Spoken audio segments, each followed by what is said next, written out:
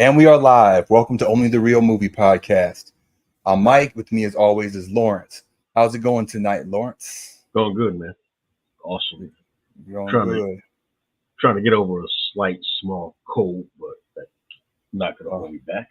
So Well, as we discussed, man, hopefully it's not that COVID that's going around right now. You know what I'm saying? That's a big thing, man. A couple sniffles, you sleep it off, but yeah. you don't want that COVID. But hopefully just took some what's it called? Claritin, and Claritin went awesome. So Yeah, that's not works. That's I not don't know work. what they do, but It's a symptom, man. You just know how to knock bad. out those symptoms, though. But you got to still, heal the underlying malady or what have you, so that you can feel better.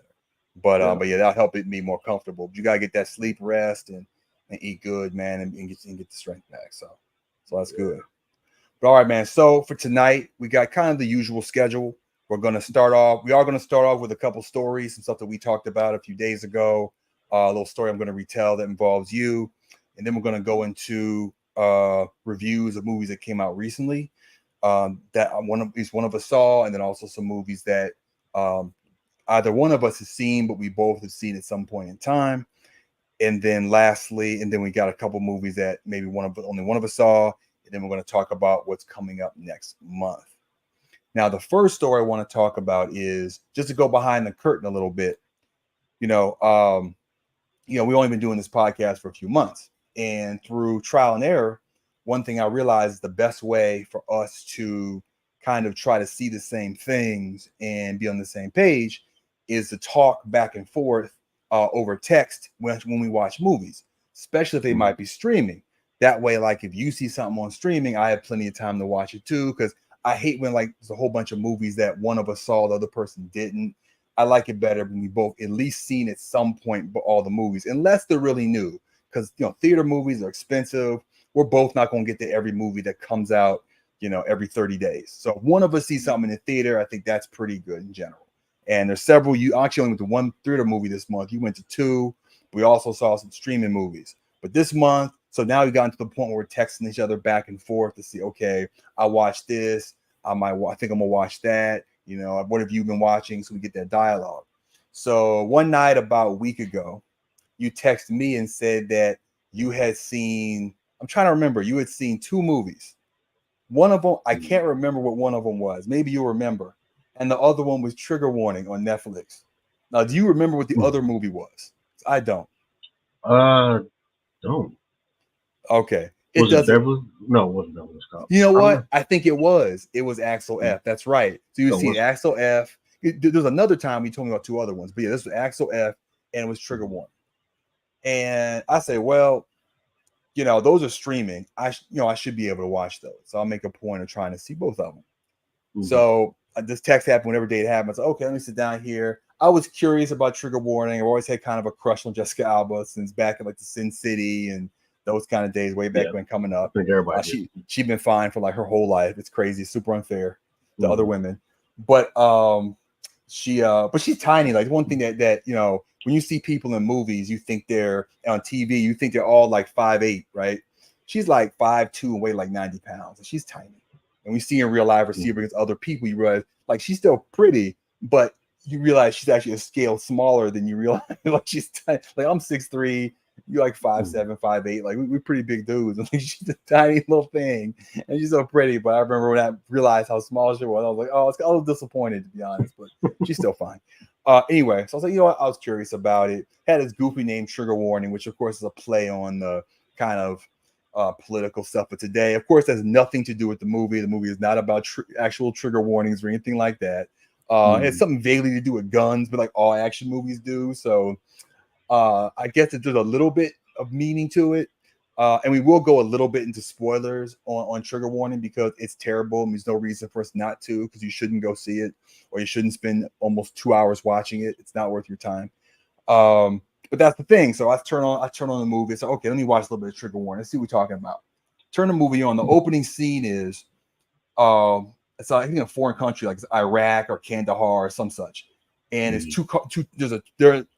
two people, American military people in a truck driving, and there's two trucks chasing them. And it cuts to, they're like, oh, they cuts to this brief dialogue in the truck.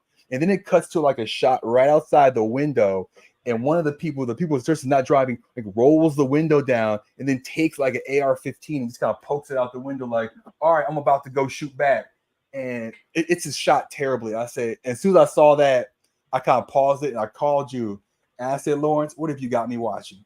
Because I could tell the movie was not good. This was like the second or third shot in the movie, and I could tell it was not going to be a good movie. And indeed, it was not. And this is the funny part. So I watched that scene, and you get to meet Jessica Alba, and she's some special operative, and she whoops butt, you know, and she's this killer like male Steven Seagal, and she's a beast with a knife, right? She's taking people out and stuff. And then there's a scene where she finds out her dad's died in a mining accident. She has to go back home. She goes back home. She has a meeting with the sheriff of the town, who she went to prom with, and then she goes back to her bar. And at that point, I left you a message. And at that point, you called me back. And you called me back, and we had a conversation. And I was like, you know, what's this movie, man? It looks terrible. What are you doing here? Why do you have me watching this? And you kind of say, yeah, man, you know, you didn't want to kind of spoil it, like to some extent. You just kind of being vague. And I said, let me just guess. You know what? I bet, you know, the guy, because the guy on you saw some ads for some state senator, and there's a picture of him. It sounds like he's played by Anthony Michael Hall. I bet he's the villain. The sheriff's his son, so he's probably a villain too. And they killed her dad, and she's going to solve that crime over the course of the movie. Now it's going to be the movie, right? And you were like, yeah, that's pretty much it. So that's how that went. Now I kind of stopped watching it at that point. But my daughter, I talked about in the show before. I talked to her a lot about movies in a very kind of meta way. So a few days later, and I still haven't watched the rest of the movie. I watched the rest of it the last 2 days, but so I could come on here and tell you for sure it's a terrible movie, and it is. And we'll do a little review right after we get into the story. But I bring her in. I have her watch the same 12 minutes of the movie I did, and I asked her, "Okay, Lauren, what do you think happens in this movie?" Now, the first thing she talked about is Jessica Alba and the sheriff a love interest, and that was true, but that wasn't really the story. And we'll get to that in a minute, how weird that was. But that's not the story. I say, well, besides that, what's the story about? She says, it's probably the other thing is probably what happened to her dad. And I said, what do you think happened to her dad?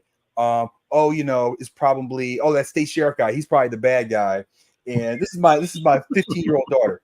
He's probably the bad guy. And I said, okay.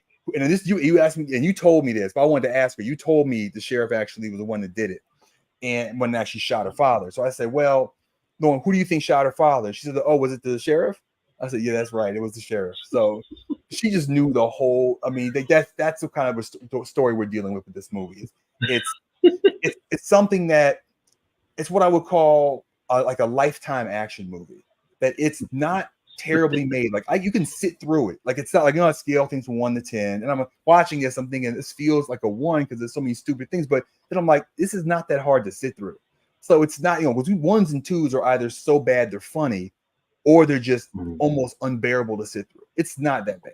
It's actually Jessica Alba's actually decent in it. There's a guy named Mike, of all things, like my name, he's also decent. There's a couple of decent performances. There's some that are bad. Anthony Michael Hall is really very good. The sheriff guy is weird and awkward. And that was some of the things that were wrong with the movie, is some of the casting too, because one thing that they should have been trying to do in the movie was have chemistry between Jessica Alba and the sheriff. They were prom dates, and there's a point later on in the movie where they're getting high and drinking together. They kind of commiserate, and there should be chemistry, but instead it's just there's none there at all. Like it seems like they can barely stand each other. And that's important to kind of the plot, because you're trying to wonder what he's really doing, what she's really doing. And a good movie would actually have you think there actually really is a love story between them, and that's a distraction from what's really going on.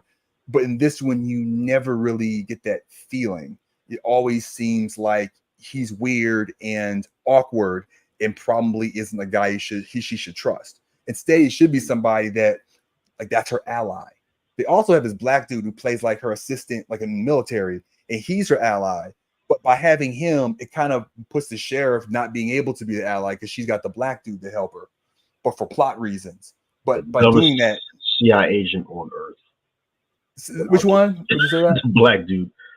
Dumbest CIA agent on earth, but well, yeah, I mean, all kind of people are doing dumb stuff, man. There's one point in the movie where, remember how like 50 something minutes into the movie, everything is kind of revealed about the story too. Who the bad guy is, it's all just suddenly there. She suddenly knows everything. It all is kind of sudden too, because at first she kind of plays dumb. She actually sleeps with the sheriff, but then sneaks away, breaks into his office to see her father's record.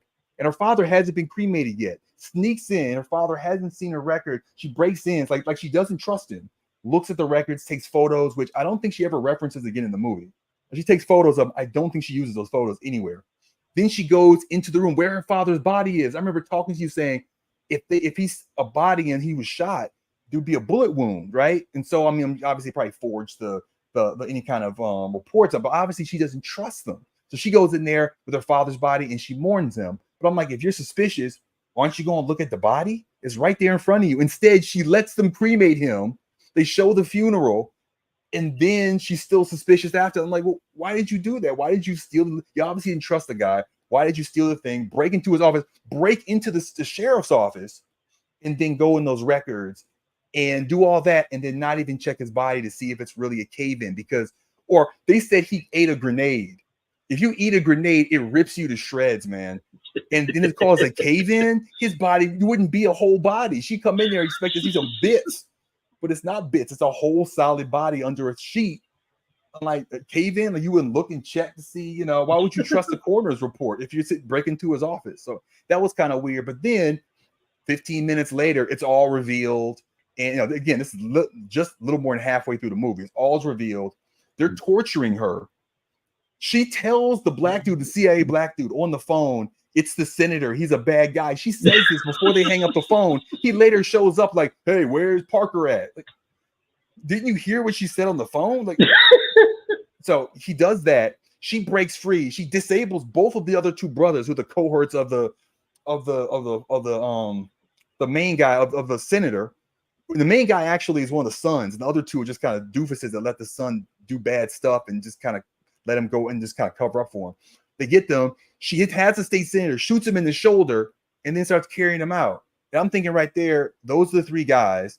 They've all basically just they've told you they killed your father. The whole the cover for the movie says vengeance becomes her.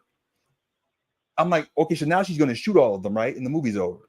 No, but instead she starts trying to like drag the senator out of the sheriff's office.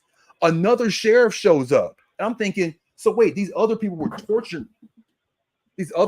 torturing somebody in the sheriff's office with other people in the sheriff's office.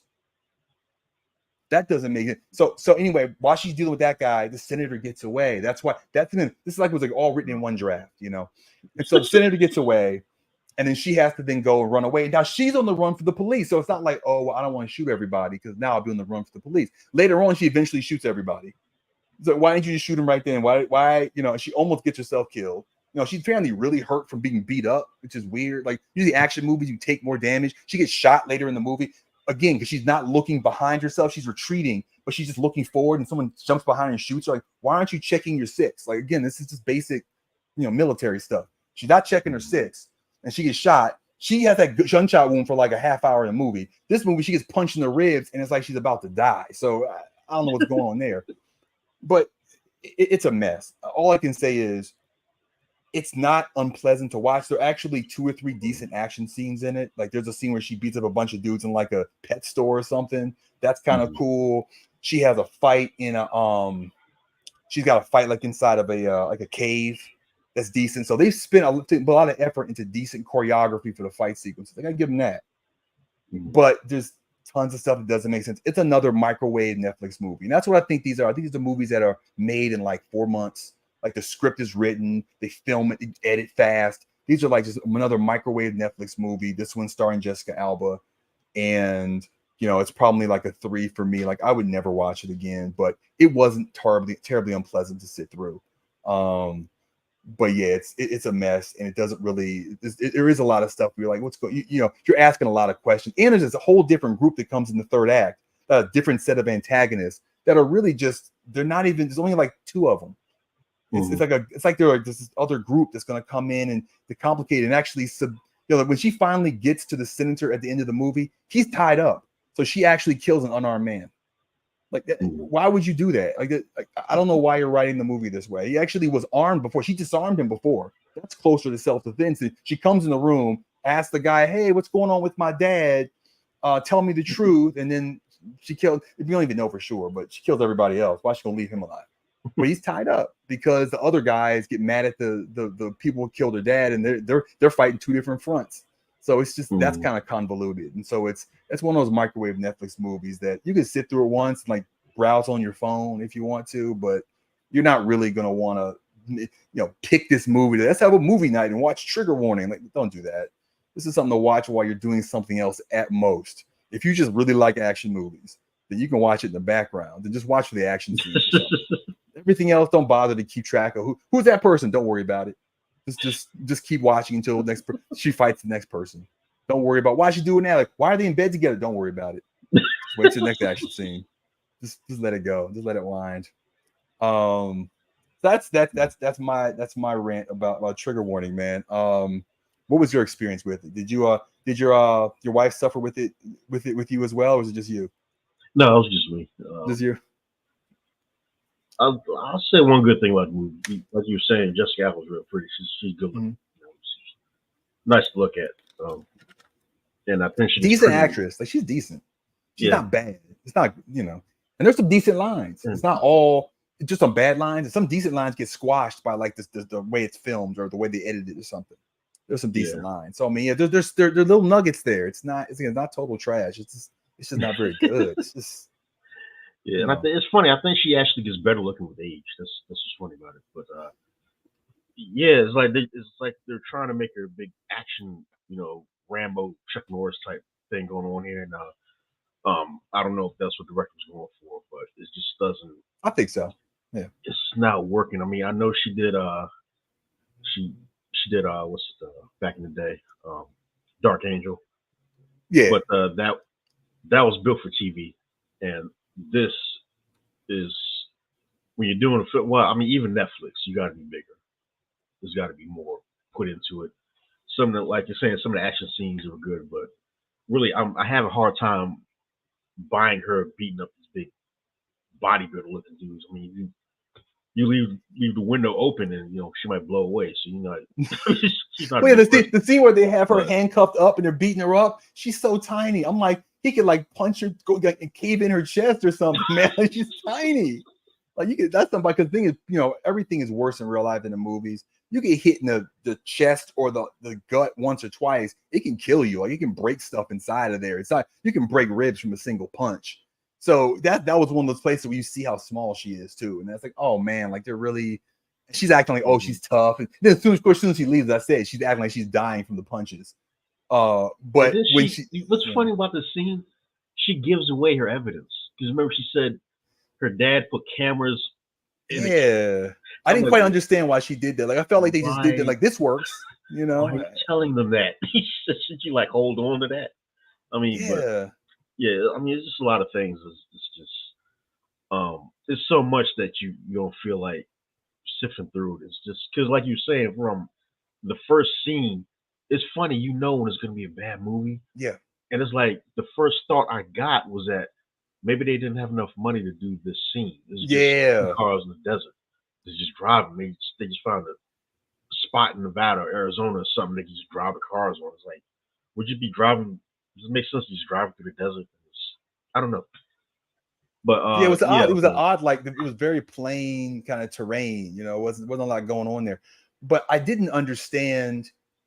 I told you, opening scene too. Like, those two things. One was like the shots. Like, there wasn't a particularly good shot. It was like they were trying to frame it so all you could see was the truck, so that you wouldn't have to worry about rendering the background or something. You could just zoom in on the truck. So like, you don't see. You can just film that in like a sound stage, right? That's what I probably did, is film that in the sound stage.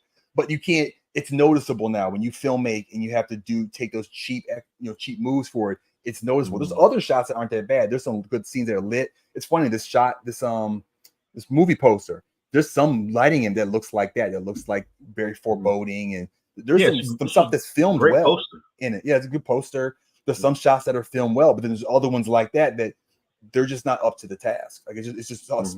I mean, but the thing about the Netflix movies is Netflix kind of, I think, buys some of these movies. And I think there's this like market right now in movies where you see a lot of stars do this. You know, Kevin Hart has these movies, J-Lo, where it's like, look, you get a big name and they get a production studio, they pay everybody, and they make like, it's been like 30-40 million bucks for it. They sell it for Netflix for 50 or 60.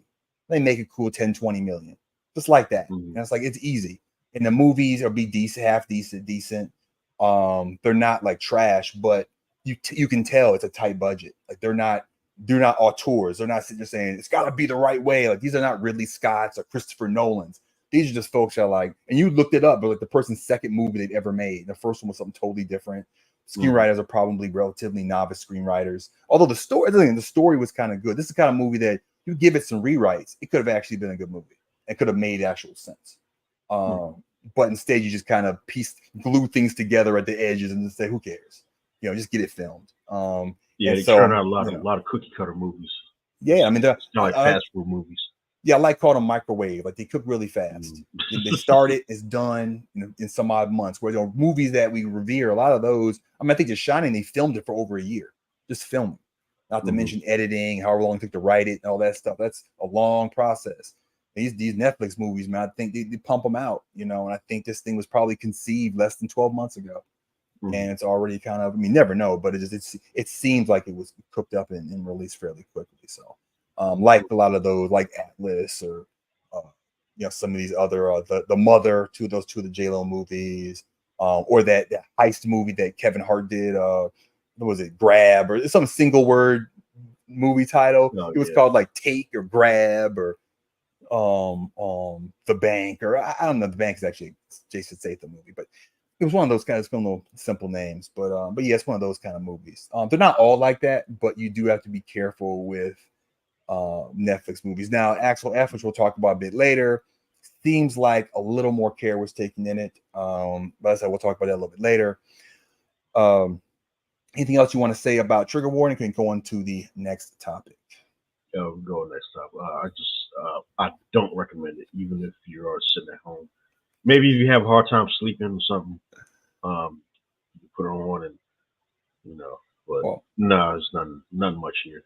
Yeah, it's not worth your full attention. I mean, if you're hardcore Saga fan, then, hey. I mean, yeah, it's not worth your full attention. If it's something that if you're distracted, or like you going out and you're Netflix and chill, and you're hoping you don't make it into the movie, then maybe you watch it. But if you want to really focus in on and like lock in, you're gonna see so much stuff wrong with it, and you're gonna be disappointed. So, all right, so. No, this is not a review of X-Men Days of Future Past. However, we were on the phone a few days ago. We somehow got into a conversation about the timeline of the X-Men movies. Now, again, this is still kind of a spoiler section. These movies all came out over a decade ago. This one was 10 years ago. A lot of the other ones were more like 20 to 25 years ago. The first one came out in 2002, I believe. And so if you don't remember, the X-Men movies were one of the early superhero movies. Not that the first one really was Blade, but since then it was the first like big superhero kind of trilogy of the modern era.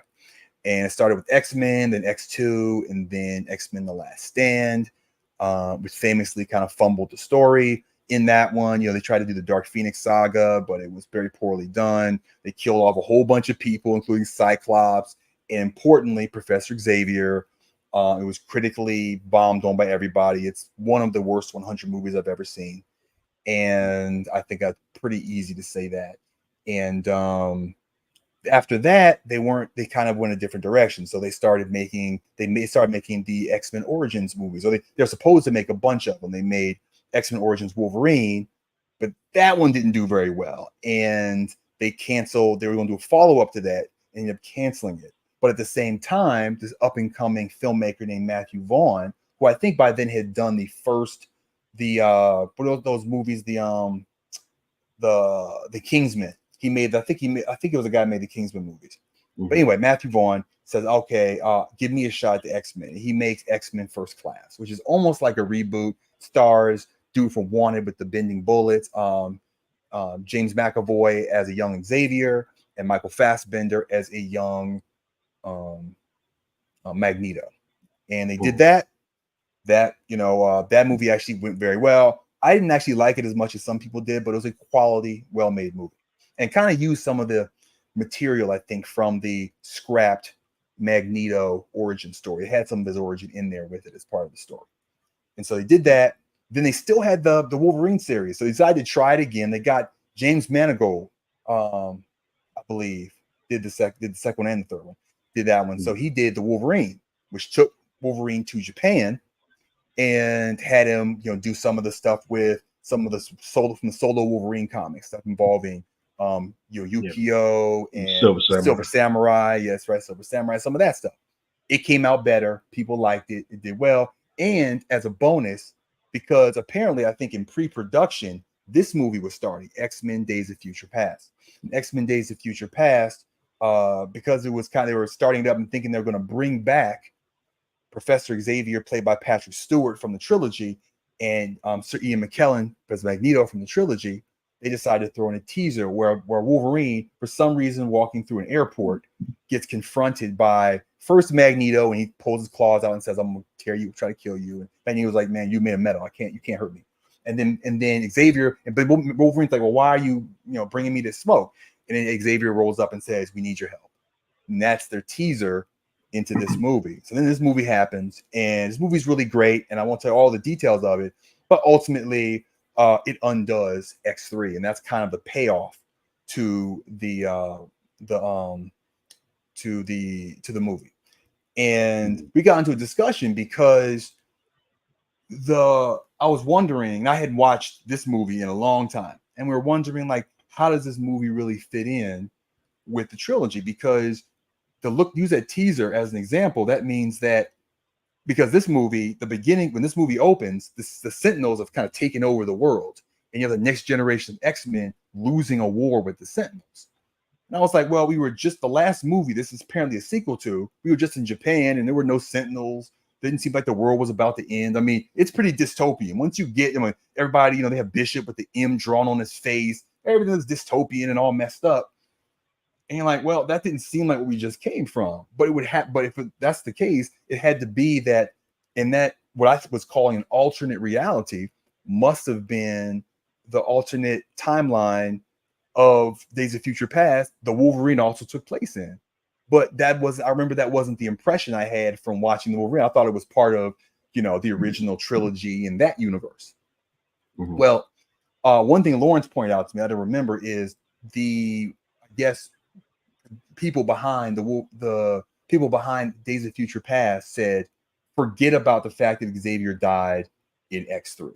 Just ignore that. It's basically something they couldn't undo it. They just want you to forget about it. They just said, just give us a mulligan on that. We shouldn't have done that. We want to have them back. We wanted to bring the people back. We wrote a script that way. We're just going to pretend like in X3, I think, what was it? Didn't Jean Grey kill him or something? She like squashed or chucked him like 100 feet or something. Like, like some psychic tornado or something. He's like just exploded or something. Yeah, like something that seemed pretty concrete that he was gone. So they're like, yeah, just don't worry about that.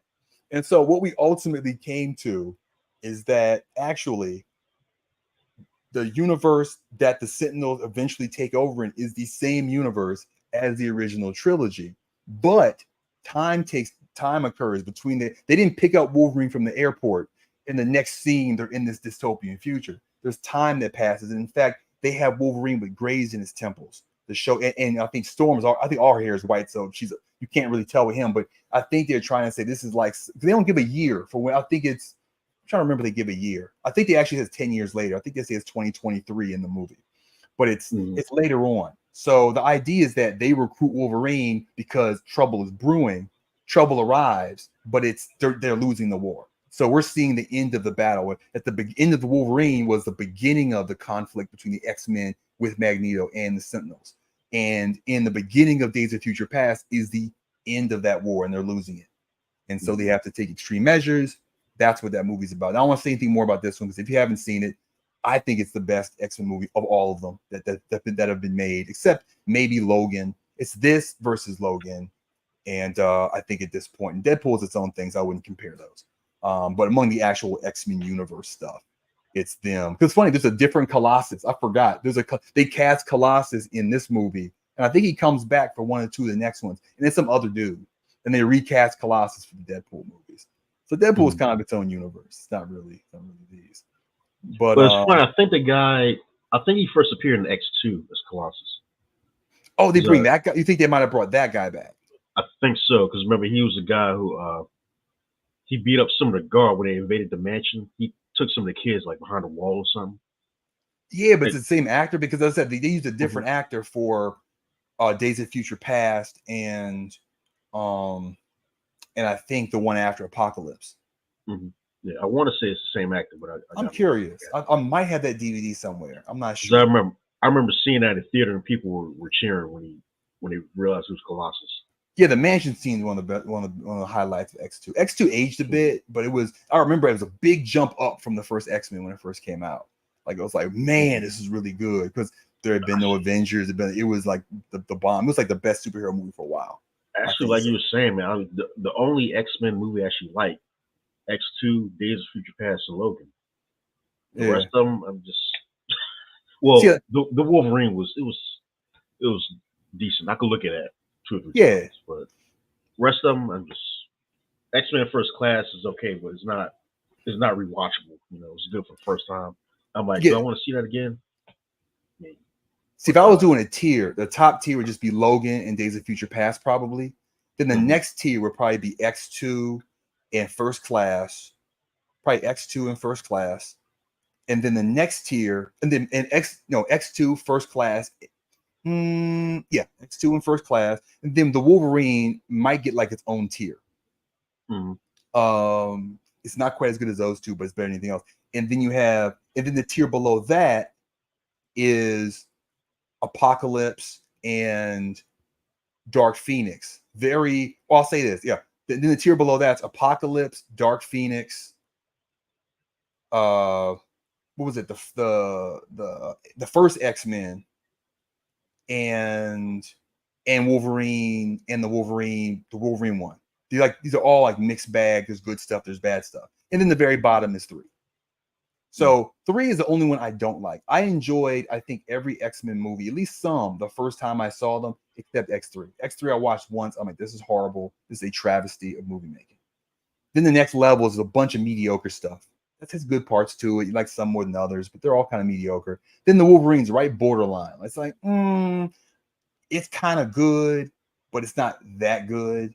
It's a little bit dour. Like he's really... That's one thing, because remember we were talking about having that conversation. We were talking about how it was part of an alternate past, but you pointed out, and you were right. One big subplot in the Wolverine is he's all sad about having to kill Jean Grey.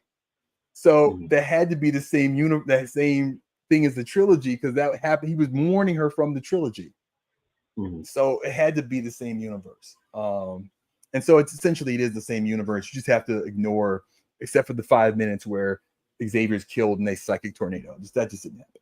But the rest of it happened. It's funny. They only cared about 2 characters in that series, Wolverine, and they keep killing Professor Xavier. Like he's becoming like Kenny. Like they killed him like 3 times. They did kill him a bunch of times. That's right. But yeah. All right, man. Anything else to say about this? Ready to go on to our reviews? No, I'm good. All right, cool. All right, now we're getting to the new releases. The first new releases is Despicable Me 4. Now, give a little background. So I saw this with my daughter. Lawrence has not. You haven't seen this, right? Well, that's right. I saw it. Unfortunately, I fell asleep. Okay. And it was late. I'm not sure it's because it was bad or because it was very late and I did a lot that day. But I think to give it a fair review, I have to see it again. That's right. So you did say that to me. Yeah. Kind of leave it in the air. I know the plot was a little ridiculous. I mean, I know it's an animated movie, but I'm like, come on. But like, I think to be fair, I need to see it. Well, let me say this: the first half of the movie, at certain points, you don't really know where it's going. It's kind of, you're not sure what the actual three-act story is going to be. And it turns out it's mostly just a series of kind of sketches loosely tied together by a very basic story. And that's the one thing I'll say. The most important thing that if you haven't seen, if you like the Despicable Me series and Minions, which most people do, this is an enjoyable movie. But the important thing to know about it is, it's first of all the most silly one. Like, it really doesn't take itself seriously at all. It really is. It reminded me of, you remember Top Secret, that really old Abrams Zucker movie? That's ostensibly about like spies and the Cold War. Movie? See what? That was a Val Kilmer movie back in the day. What kind of movie? Top Secret. It was a. It was like a bunch. It was like by people made Naked Gun and Airplane, you know. But it was basically a bunch of. Val Kilmer was in it. I'm sorry. I think that's one with Val Kilmer. But go ahead. Okay, you were saying. Okay, I couldn't hear you right. Val Kilmer. Yeah, Val Kilmer was the lead. That was like one of his earliest movies. Yeah. Mm-hmm. So it kind of reminds me of that in the sense that it's very loosely tied together. Like, it's just, they have this general story of the family, the Despicable Me family, you know, Gru and his wife and children having to leave town, like fish out of water, going to this kind of hoity-toity community. And they have to go there to run from the supervillain that escapes prison. That's the story. And by the end, you know, and people get in danger, and you know, there's people have to be rescued and what have you. And that's about it. It's about 90 minutes of trying to make you laugh through that scenario. And the thing about it is, there is a little bit of danger to it, but it's one of the movies that's the most transparently about just really making you laugh, and the story isn't really important. Like, it's a degree more silly than, to me, any of the other Despicable Me movies, which to me had a little bit more of an edge to them. They're a little bit more serious. The last one, I think, was the villain was like his brother, you know, so there was this like sibling rivalry thing to it, and there was some serious themes. So there was kind of some underlining drama that really was there, in addition to all the silly stuff with the minions and what have you. This one, everything is just kind of ridiculous. And going and just understanding that, I could see why you would fall asleep in the first half, because for a while, I'm, 30, 35 minutes into it, I'm like, where is this going? You know, I'm you kind of expecting, like, they go and they move to the other community, like, okay, now what's going to happen? And they just spend the second act just trying to fit in and not doing a very good job of it. And, there's a heist in the middle of it and what have you, but it's just a series of like sequences loosely tied together that are in varying degrees of entertaining. It's probably about as good as my favorite was the third one. I actually haven't seen the last Minions movie. I saw the first Minion. I liked it, the first Minions movie. But I have not seen the last one. It was on like Peacock or something, and it disappeared. So I don't know. I can't find it now. I wanted to see it right before this, but I didn't get a chance to. But I think I like Despicable Me 2 and 3 the most. And the first one I thought was okay, but just wasn't that funny to me. And this one's very funny, but there's not much story to it. The first one had a lot of story, but it was very character and drama driven with jokes. This one is like joke driven with a little bit of drama just to hold it together. Almost more like maybe like a Friends episode, where nothing in Friends is really it's really just about the one-liners and what's happening between the people. Joey's stupid and Chandler's sarcastic and Monica is anal retentive and what is it? Jennifer Aniston's bourgeois and hoity-toity, and Phoebe's an airhead and kind of space cadet. Actually, she actually is, randomly wise space cadet. She's a space cadet, and then I don't know. I think Schwimmer's just the weirdo. I don't even know how to describe his character, but but that's what it's about. It's about just putting them in situations and having them, make you laugh. And so that's what this is about. So it's enjoyable though. If you like the series, but just understand there's not a whole lot of story there. You're just going in and just going sketch to sketch, through it. And I would probably say the third act, but the third act is pretty fun. One thing goofy is this poster kind of gives away. There's one subplot is there are mutant minions, and it's really weird, and it really isn't important to the story. It's just something they threw in there to fill the time. That's somewhat entertaining, but it's not really important to the story at all. Like, it's something you could take them out of the story and it doesn't matter. I mean, they use them at the end, but it's just thrown in there. It's funny because it looks like a thing. It does, and that's not by accident. all the mutant minions are inspired by superheroes of various. There are plays on different superheroes, but that's Despicable Me. It's not one that would draw you into the series. I think if you've never seen anything, but the others I'd recommend like 2 and 3 over this. But if you've seen all of them and want new content, it's worth watching to me. But I could see falling asleep if you not know what to expect, because you'd be like, it kind of just sitting there late at night too. Yeah, I could see that. All right. So this one's all you, man, because I have not seen this. This is a Western starring Kevin Costner. It is one of a series of them, apparently. Some.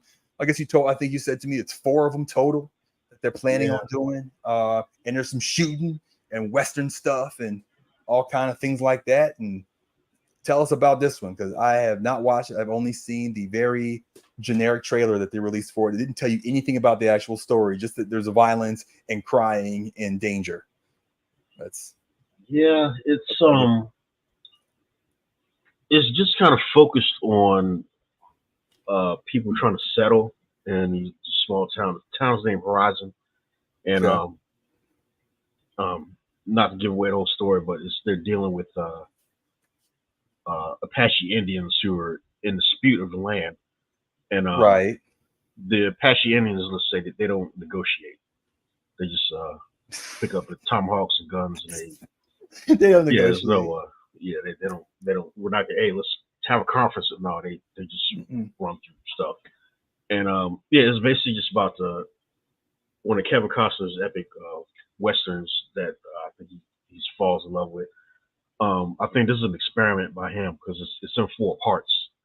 I saw this in the theater. My biggest gripe with this is that there's no closure to this particular chapter. Wow. It's like if you have like you have these series like Harry Potter and I mean even X-Men. I mean, each chapter has an ending. Okay, got an ending. Okay, tease the next one. Okay, story's not over. Tease the next one, goes to the next one. They don't do that here. They just kind of, it's like the movie just kind of stops in the middle. She's like in the middle of a sentence, like, "Hey, I want you to." The movie cuts. It stopped, and then they show a preview for the next chapter. They go right into the preview.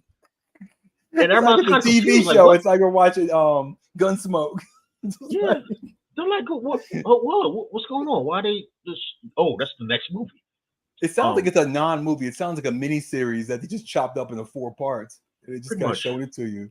Yeah, that's not a movie, man. Like, you gotta still make a movie. You can make movies with parts, but each movie has to be a movie. Yeah.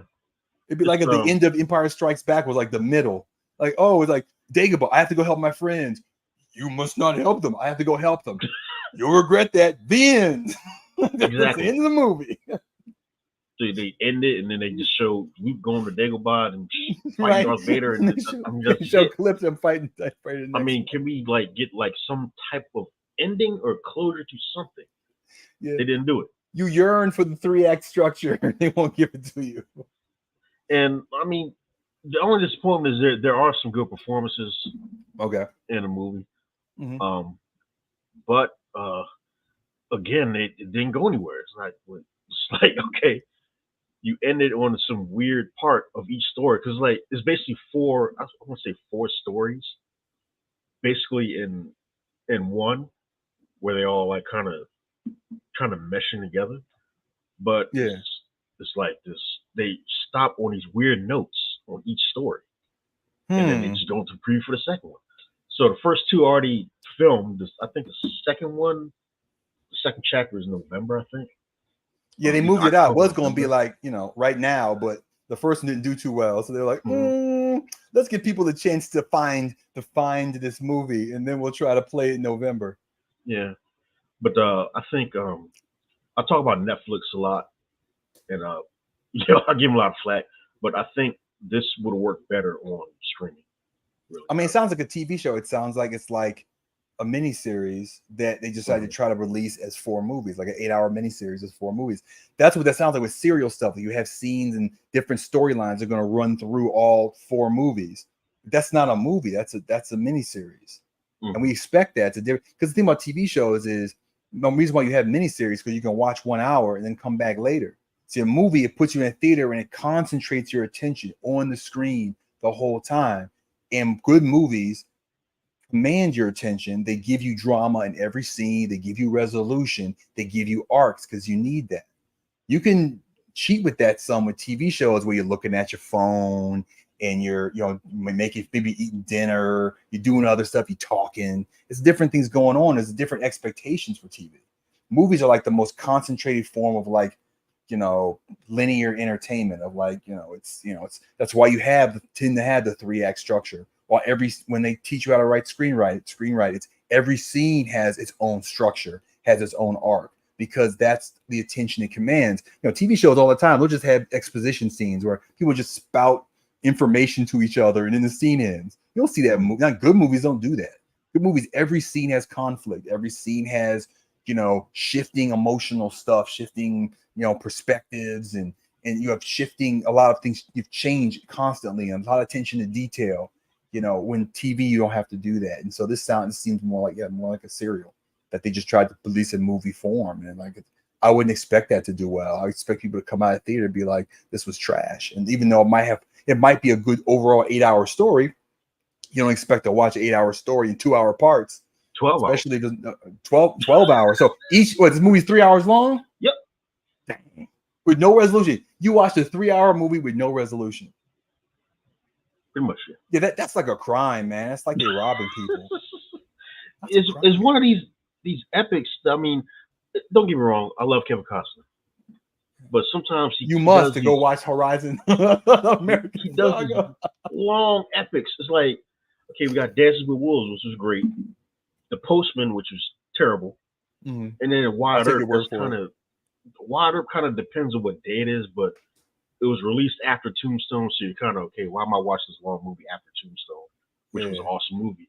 I'm watching the same subject matter, which is 3 hours long and more drama. It was just released at a bad time, and it's like, okay, this kind of his thing, but I mean, it's not working, man. It's like, I mean, put them on Netflix, put them on Hulu, man. I mean, just don't make me go to the theater to see this. Here's one wondering. Are the Apache just the bad guys? Is there any consideration of they were already here and we're trying to settle somewhere where they already are running around? So maybe we should just not be here, or is it just like, oh well, I guess we have to go to war with these folks? Well, I actually put this in my review. It's like, they really kind of have no choice because of the way that it's always during the Civil War, it's during the 1860s, and it's like, there's basically no economy, no jobs or anything. So it's like they kind of have to settle there because in the opening scene, okay, there's a surveyor and his son, and the Apaches killed him, and I think it's a third person to kill. But anyway, another guy comes to the town and he buries them. And despite this being buried, these 3 gravestones are basically sitting up in town, they settle it anyway. So it's like, it's something that it's either something that they don't know that the land is in dispute, or it's just that, we'll just take our chances and just settle here. We have to, we're here. This is our spot. The sun hits at a certain point or whatever. I don't know how towns get located, but and then they why here? What's the way the sun hits the earth? Right here. I'm guessing because I think there's like a creek or a river that runs through it. There's a water source there. So I guess that's probably one of the main reasons that towns are made around like water sources and stuff. And if they can run a railroad through it and all that stuff. Yeah, usually like a creek or something nearby and stuff. So they can have a mill and they can, get the water and stuff. Yeah. Yeah, usually a lot. Yeah, but pre-industrial, everything you settled had to be by like water supply. So all the cities would be along rivers and streams and such. Because you had to, unless you wanted to, like, you couldn't, there's no, water piping across like, the desert and stuff like there is now. The whole city of Nevada is basically, like pipe water in from other parts of the state and other states to like water Nevada. It's like there's no water there. Yeah. It's not down in Vegas. So yeah, but now there is in the Apache community, that's also another storyline. There's also there's a conflict in there because the chief is saying, we can't be doing this, this and that. Don't do it. And like there's a guy in the tribe who's kind of like a renegade who's running the whole thing. He's like, no, they knew what they were getting into, so this is what we're gonna do. Right, they want to smoke, so we gotta so give it's it to them. so it's basically a divide in that community also. Oh, so the chief doesn't want to like kill everybody. Yeah, chief was like, let's settle this. I forgot the word for it, but let's just peacefully, amicably. Just have peace. Just sit down and talk this over. And like, no, we're gonna kill them all. Shit. But this one is like 4 or 5 different plot lines that are going on, and that story also was kind of just left in the air. It's like it gets one scene. I'm like, are we gonna go back to the Apaches and what they're doing? But maybe in the third one, maybe hour 7, we'll round about way. I mean, they got 3 hours. The Apaches got one scene in 3 hours. Are you serious? One scene. He's like, yeah, we're gonna kill him. Okay, we saw you kill people, so what? We know what you're doing. Okay, there's dissension. What else? You guys? Is there? They got another scene? Or nothing? But no, apparently. But wow. Okay. Yeah. That sounds like a skip unless you just really love Kevin Costner. I say wait for streaming. I am kind of interested to see the second chapter, but I would not recommend going to the theater to see this. I would say just wait for streaming. It's 3 hours. You can stop the movie, get up, go to bathrooms, and I don't think it's worth your time sitting there looking at it for 3 hours. It sounds like it's made with quality though. Like it sounds like it's like they put it's well made. It's just it's like it's kind of it can be a slog at times and it has no resolution. So it's essentially it's a long miniseries of movie quality. Yeah, and I'm guessing that the better parts are in chapter 3 or 4, but we got to get. Well, probably that's probably what resolution is. That's the bad thing. You always have to get there, and like, are you willing to sit there until we get to the good parts? Some stuff I like. There's a lot of movies I like the ending, but I had to sit through a bunch of crap to get there. I just noticed in the poster they have like the bottom of the horizon is like the bumpy hills. You see that in the bottom, like the H and the O and the R. You see it a lot with the Z and the O. Yeah, I forgot. That's interesting. I want to say Wyoming. I think. I don't know. Sure. Yeah, that sounds right. I'll say this. The thing about Wyoming is mostly mountains. That's the reason why Wyoming has fewer people than the District of Columbia, because like 3/4 of the state is like the mountains. There's just a little like corner of it that you can actually have people live in. Most of it's just mountains. It's the Rockies, so you can't live in most of it. Whereas like Colorado was like 50-50. Wyoming's like a lot of mountains. It's like I watched something about that explained that there's just nowhere not that much area to actually live in there. Oh wow. Even for a Western state, because all Western states are kind of low population, not a lot of water there, so we're not a lot of cities established. But that's Wyoming's particularly light in people.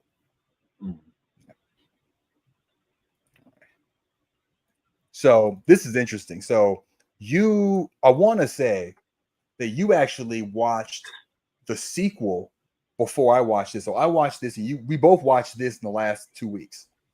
I want to say, did you see this first, or did you see the sequel first, and then happen to see this afterward?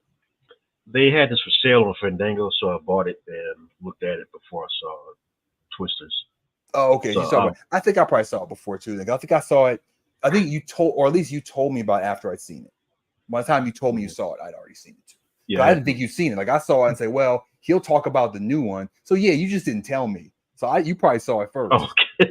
Because when you saw the sequel, I hadn't even watched this one yet. And I said, well, I'll watch this one. And he's watched the sequel. We can both talk about it.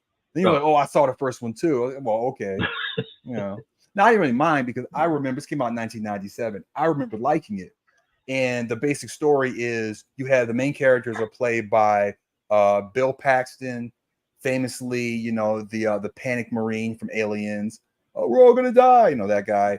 And then and Helen Hunt, who probably most famous, maybe As Good as It Gets, something like that. She's been a lot of stuff. She's really good actress, and she really shines in this. I'll just say right now.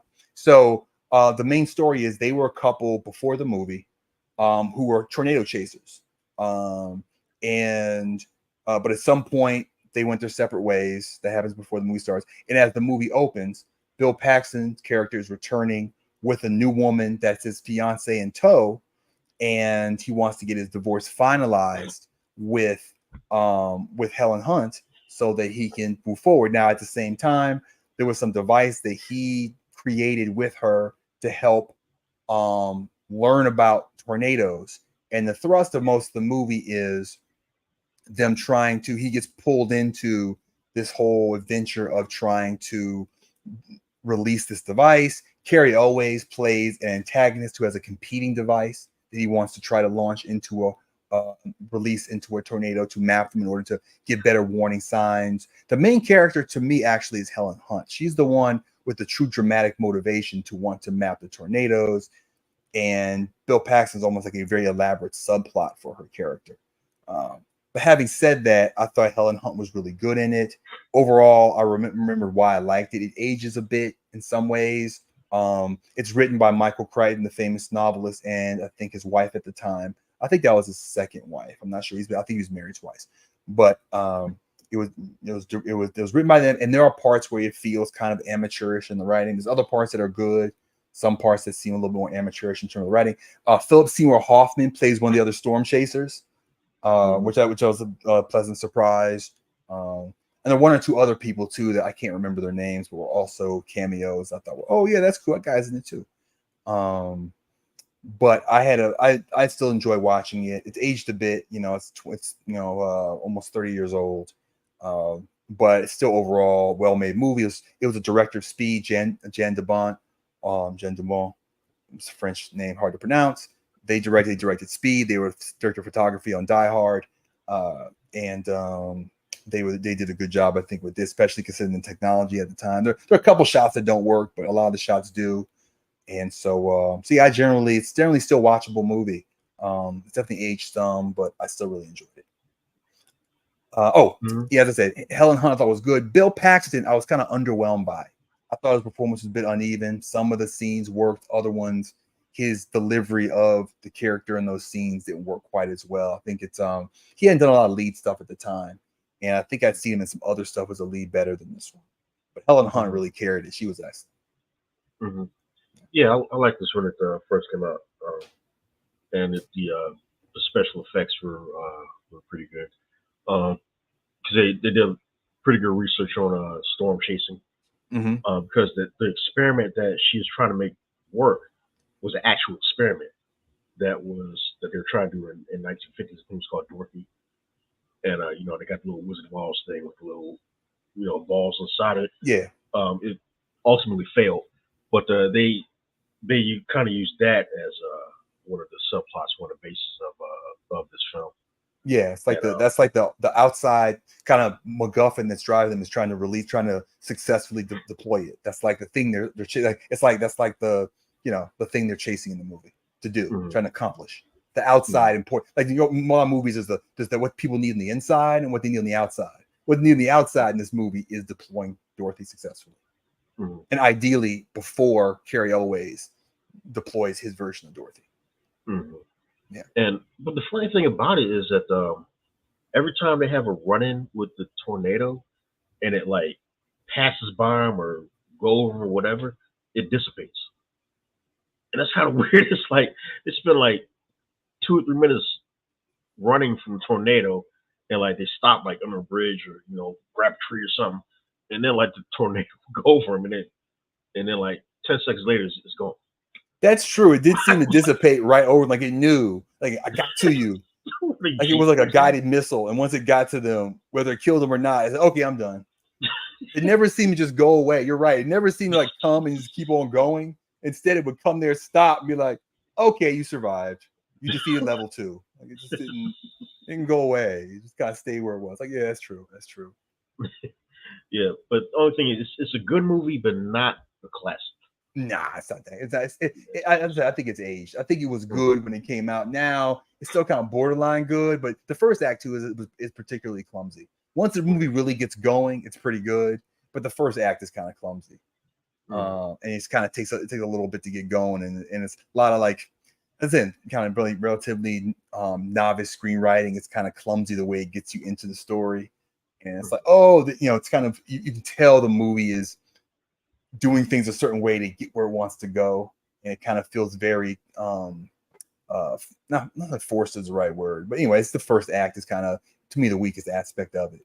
Once it gets going, it kind of gets better and better as the movie goes on. It's kind of a clumsy start, but well, I'm kind of confused as to why he would bring his fiance on the storm chasing. That's weird. No, that's weird. Like, of course, they do it because she's our perspective on how crazy things are. She's brought in to be our eyes reacting to these tornadoes because they're all experienced with them and they're comfortable. It doesn't scare them, so she has to be the person that's reacting to them. So that's why you do it. But yeah, practically speaking, why would you bring her? And the thing is, I'll give him this credit though, when the way they do it, because he doesn't intend to go any storm chasing with them. He intends to just go there and leave, just get the paper signed and leave. And the storm shows up, she runs. And at first he's trying to just get there and stop her. And it kind of just pulls them in that way. So to be fair, they try to ease you into it. So that part actually was not, to me, the drama was more clumsy than that wasn't that bad to me. It was still kind of silly. Like once after the first scene, the reality is you would tell her to go get out of here. You don't want any parts of this. But they do kind of lean us into it a little bit. So I can kind of see that. They do that. Yeah.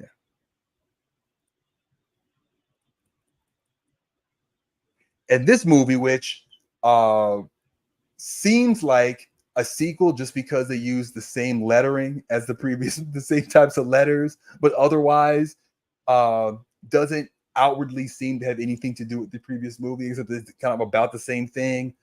Maybe you can tell me if there's any reference to it being a sequel or if it's just like a spiritual sequel. But it's funny because as soon as I saw it, I said, is that a sequel? Because why would you use the same lettering as another movie that was made almost 30 years ago that's about the same stuff, unless you really do intend it to be some type of sequel to that movie? This is actually a remake. It's a remake. Okay. And I really did like this movie. I will give them credit. I think they outdid the original. Wow. Because I kind of question sometimes when they make remakes. Sometimes they make a remake that's not necessary.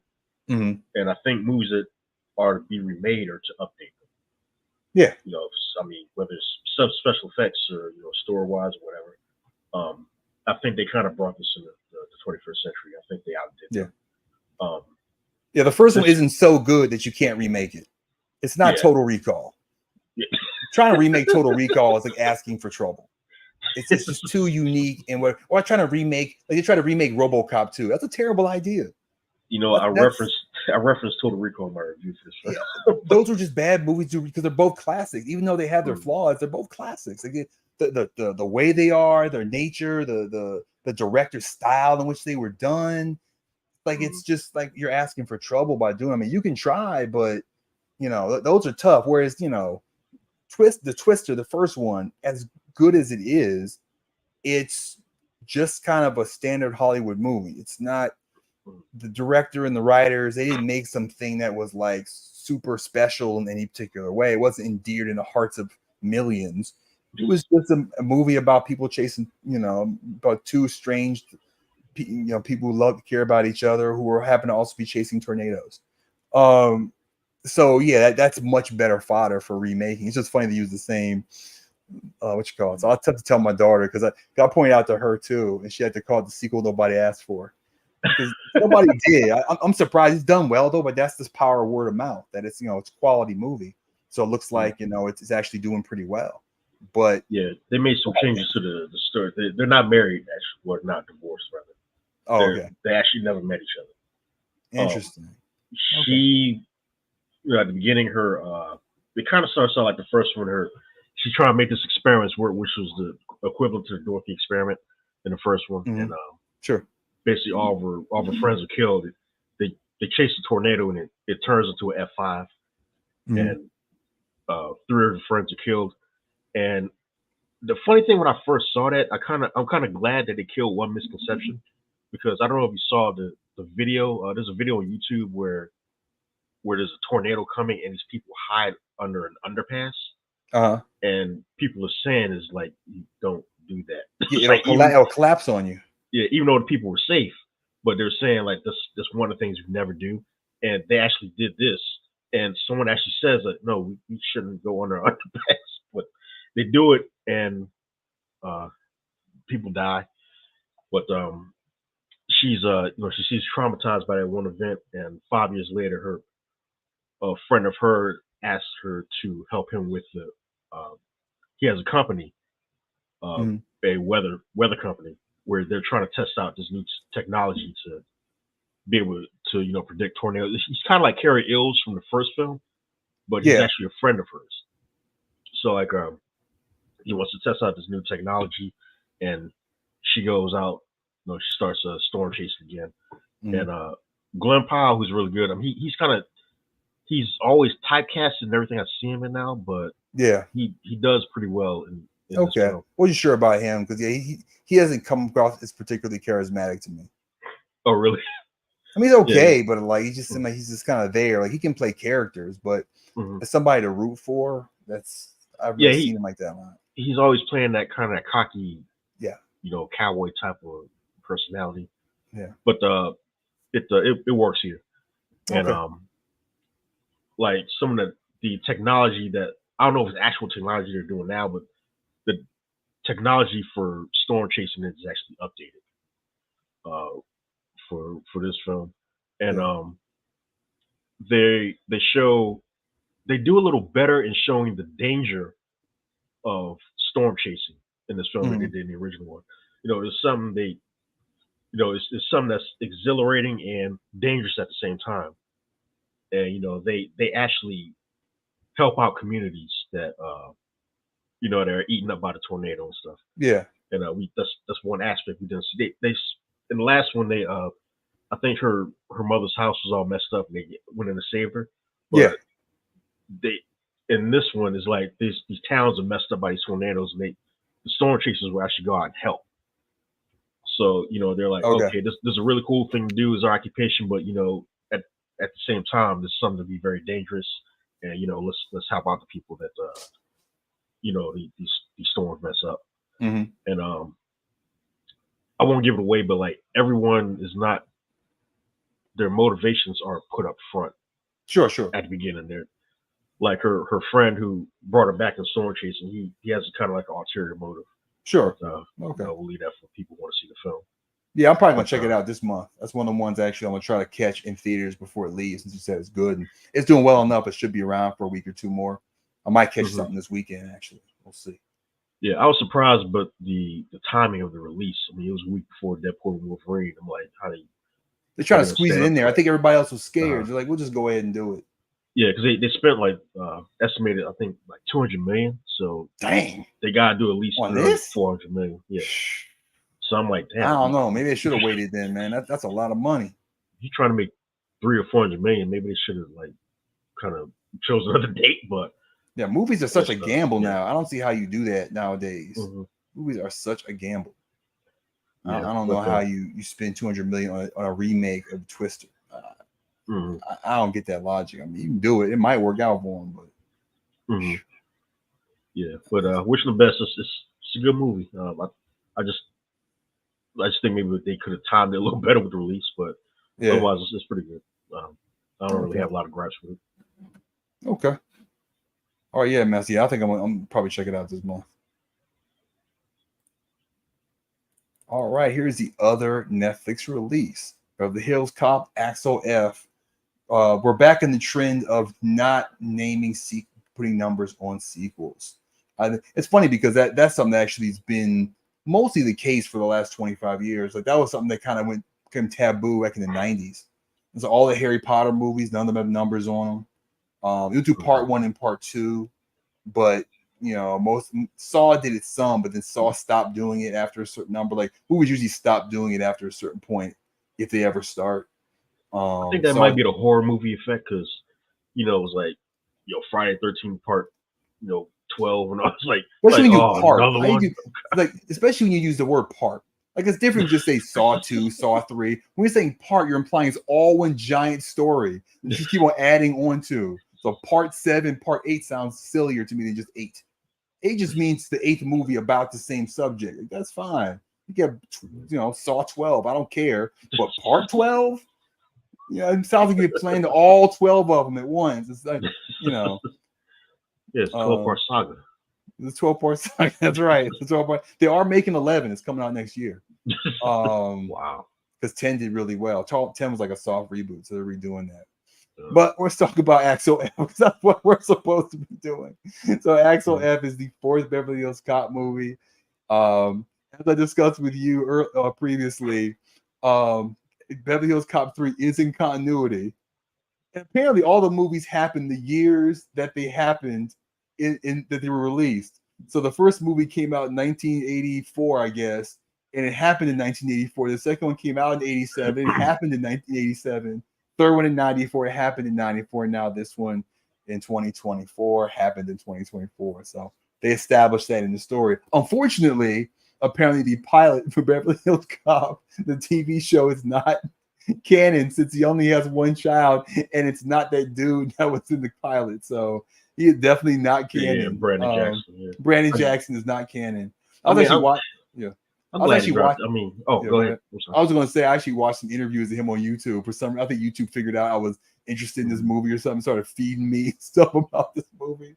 So I actually watched some stuff. He's kind of an out there cat now. You watched some interviews with him. What were you about to say? Yeah, they actually have parts of the pilot on YouTube. I watched parts of them. Yeah, because I mean, even if you look at that, you could tell there's something that's not working. It's very sitcom-y. This is very sitcom-y. It's old though. Like, didn't they do that in like what was that, like early 2000s or something? Yeah, because I heard about the television series, and they after a while it was going back and forth. They're like, okay, Beverly Hills Cop 4. Then they're like, okay, it's not gonna be a movie. We're gonna make a TV show with Brandon Jackson. And I'm like, okay, I'll see that works. And then it's like they dropped that. I didn't know they actually filmed scenes for it. But and it's just, I guess just some. I don't know if that's the reason they dropped it, but you can tell it's just not. It's something's not vibing, something not going. So they kind of reworked the whole thing, and I'm kind of glad they did because I really do like this movie. So I'm gonna let you. I'll do the intro, and I'll let you mostly talk about it because I've seen. I was trying to get through it today. I didn't quite make it because I was trying to set up for a stream. But I saw like most of the second. I got through most of the second act. Basically, got leading into the third act. But the premise is, as I said, time's passed by. The last movie 3 happened 30 years ago. It's Taggart and Rosewood are still in Beverly Hills in different roles in life, no longer partners. They have different roles, which the movie kind of goes into. Axel Foley is back in Detroit. He's a cop and still a cop there. Paul Reiser, his one-time associate, is now, or as at the beginning of the movie, the outgoing deputy chief of police, who has protected him and allowed him to kind of continue to be Axel Foley and be that kind of rogue Detroit kind of troublemaker cop. And but he's drawn back to Beverly Hills because he has an estranged daughter who is a high-powered lawyer, but who also takes up cases what do you call it? For free, whatever it's called, a pro bono, for people down their luck who she thinks are innocent. And he gets pulled back to Beverly Hills, and that's the general premise of this movie. And there are a bunch of cameos, different people. I've mentioned a lot of them already. And from what I saw, I'll just say it was fairly entertaining. The plot reminded me a bit, at least the setup, to Beverly Hills Cop 2, but that's fine. It's a pretty generic one. This one's used other places as well. And the one thing I'll say as a criticism of it is I feel like Eddie Murphy is playing Axel Foley like he's Axel Foley, not like who Axel Foley is in the first even 3 movies. Because Axel Foley in the first 3 is kind of a prankster. He's a guy that is smarter than everybody around him and a trickster. And he uses his tricksterism for good. But that's what he is. He's not someone that, he's not particularly nice. He doesn't really worry about other people. And there's aspects of that in this, but it's much tamer version of Axel Foley. And it almost seemed like he was above really playing Axel the way he was. And Axel in this movie, to some extent, becomes like the fool rather than the trickster in some ways. Not all the time, but in some ways. And I thought that was kind of a shift and reflected, I think, Eddie Murphy's sensibilities as an actor at this point. I think just the way he wanted to play Axel Foley at this point. But it wasn't really, to me, quite the same character as it was, especially in the first two. Because the second one, I mean, he's really at peak trickster. Like, I'm smarter than everybody, and I'm just, running the world with my hustle. And by this one, he's kind of like this, almost like this dad-bodied, kind of miserly old, once, past his prime kind of guy. I don't know. It was, I wish they made him a little bit more like the old Axel. I generally did enjoy what I saw. The funny thing about it is that, because the first Beverly Hills Cop, he was out of his jurisdiction, and he had to play on some people to kind of get the information that he needed. It's funny because in this one, he's actually like a celebrity. It's like everybody knows him, like everybody in Detroit knows him, everybody in Beverly Hills, like, oh, you're Axel Foley. I've heard stories about. So it's kind of like that premise from the first one kind of goes away because he can't really be that guy because everybody knows who he is. Yeah. So that's kind of the weird conundrum here. They did do that. They did do that. Yeah. But I liked it. The funny thing, one of the things about it is it seems like he should be retired. He's been a cop for like 40 years. He's been a detective for 40 years. I'm like, yeah, you should be coming up on retirement. But yeah, if he was like a rookie in 1984, that's 40 years ago. he's like 60 something years old. Yeah, because when a guy was minimum. Because what's his name was going through the thing. He's like, okay, you were here in 84, 87, 94. I'm like, okay, so they're using the actual timeline that the movies came out. And I'm like, it's like 40 years. Like, so I wouldn't even remember him. He hadn't been in Beverly Hills in like 30 years. Why would anybody remember him at all? Except that he did say that I think Taggart and Rosewood both would talk about them when he about their adventures to people. But still, that wouldn't be the way everybody would know you. I'll say it was mostly Detroit. I'll say it was mostly Detroit because he's been back there doing what he does the whole time. When he gets there, there are a few people like Joseph Gordon-Levitt's character. Who honestly I think kind of phoned this one in. He's been in some good movies. This one felt kind of phoned in by him. He's fine, but like he was much better than like Looper, for example. Like that was, or that movie where he plays the bicycle guy, gets caught up in that big thing, he's bicycling around everywhere. I really like that movie. He was in that. I like him generally. This one I just thought it's kind of wasted. It's almost like he was starstruck. Almost like he can't get over the starstruck. Like, yeah, I'm in Beverly Hills Cop. It's like, it's just he seemed to not be quite himself. He was even better after like Dark Knight Rises. I think he was better than all. I think he's better than like everything else. Like everything I can think of, he was better than this. I don't know if it's just the way it was written. He didn't have much to do. I'm not sure, but yeah, that he wasn't particularly good. The girl played Axel Foley's daughter. I thought she was good. Yeah, I think she's the best performer in the movie. Actually. Probably, yeah. I wouldn't disagree. What you call it? Bronson Pinchot coming back. He was good. What I saw, that was around where I stopped watching. It was during that kind of part where he's there. As far as I got, because we're out of time. But yeah, overall it was pleasant. Did feel a little bit in places, a little bit Netflix microwaved. It's better, I think, than the average microwave Netflix movie, but there was a bit of it that I felt like they could have had more polish in certain places. The one thing I didn't like was the helicopter thing. I mean, even though it was a good scene, it was well done, but I thought that was a little bit over the top. Oh, okay. Even for Beverly Hills Cop. Okay. But I gave it a pass. Okay. But the one thing that strikes me in every Beverly Hills Cop movie, they depict Detroit like it's just this sad, gloomy dystopia. I'll say this, man. It actually is pretty bad, dude. Obviously, Detroit Detroit's like a city that's dying in real life. It really is. Damn. I'm like, damn, why would anybody want to Just look, it's like the That's sun the never most comes people that are up. there And are like, born there. Nobody's moving to Detroit. I mean, People think are about there. it, It's back like in people, every Beverly Hills sky, did you ever see the sun? that's Like, true. it's always at And I'll say nighttime. this: Was just it like, makes more sense now. Now it actually makes more sense. Then it kind of wasn't fair. It's just a major city. So then it was a little bit more cruel that they made it so dingy and stuff. Then it was the Motor City. It was actually this thriving metropolis in the '80s. Now it's kind of messed up. All the money left. All the a lot of the major car makers left, and the money kind of dried up there. So it actually is having hard times. It's trying to be resurrected to some extent, but it's gone through some hard times. But you're right, man. Every movie is just this horrible place. Here's an interesting thing. So I was curious if they were going to do this. So I'm not sure. Did you ever watch? There's a movie about.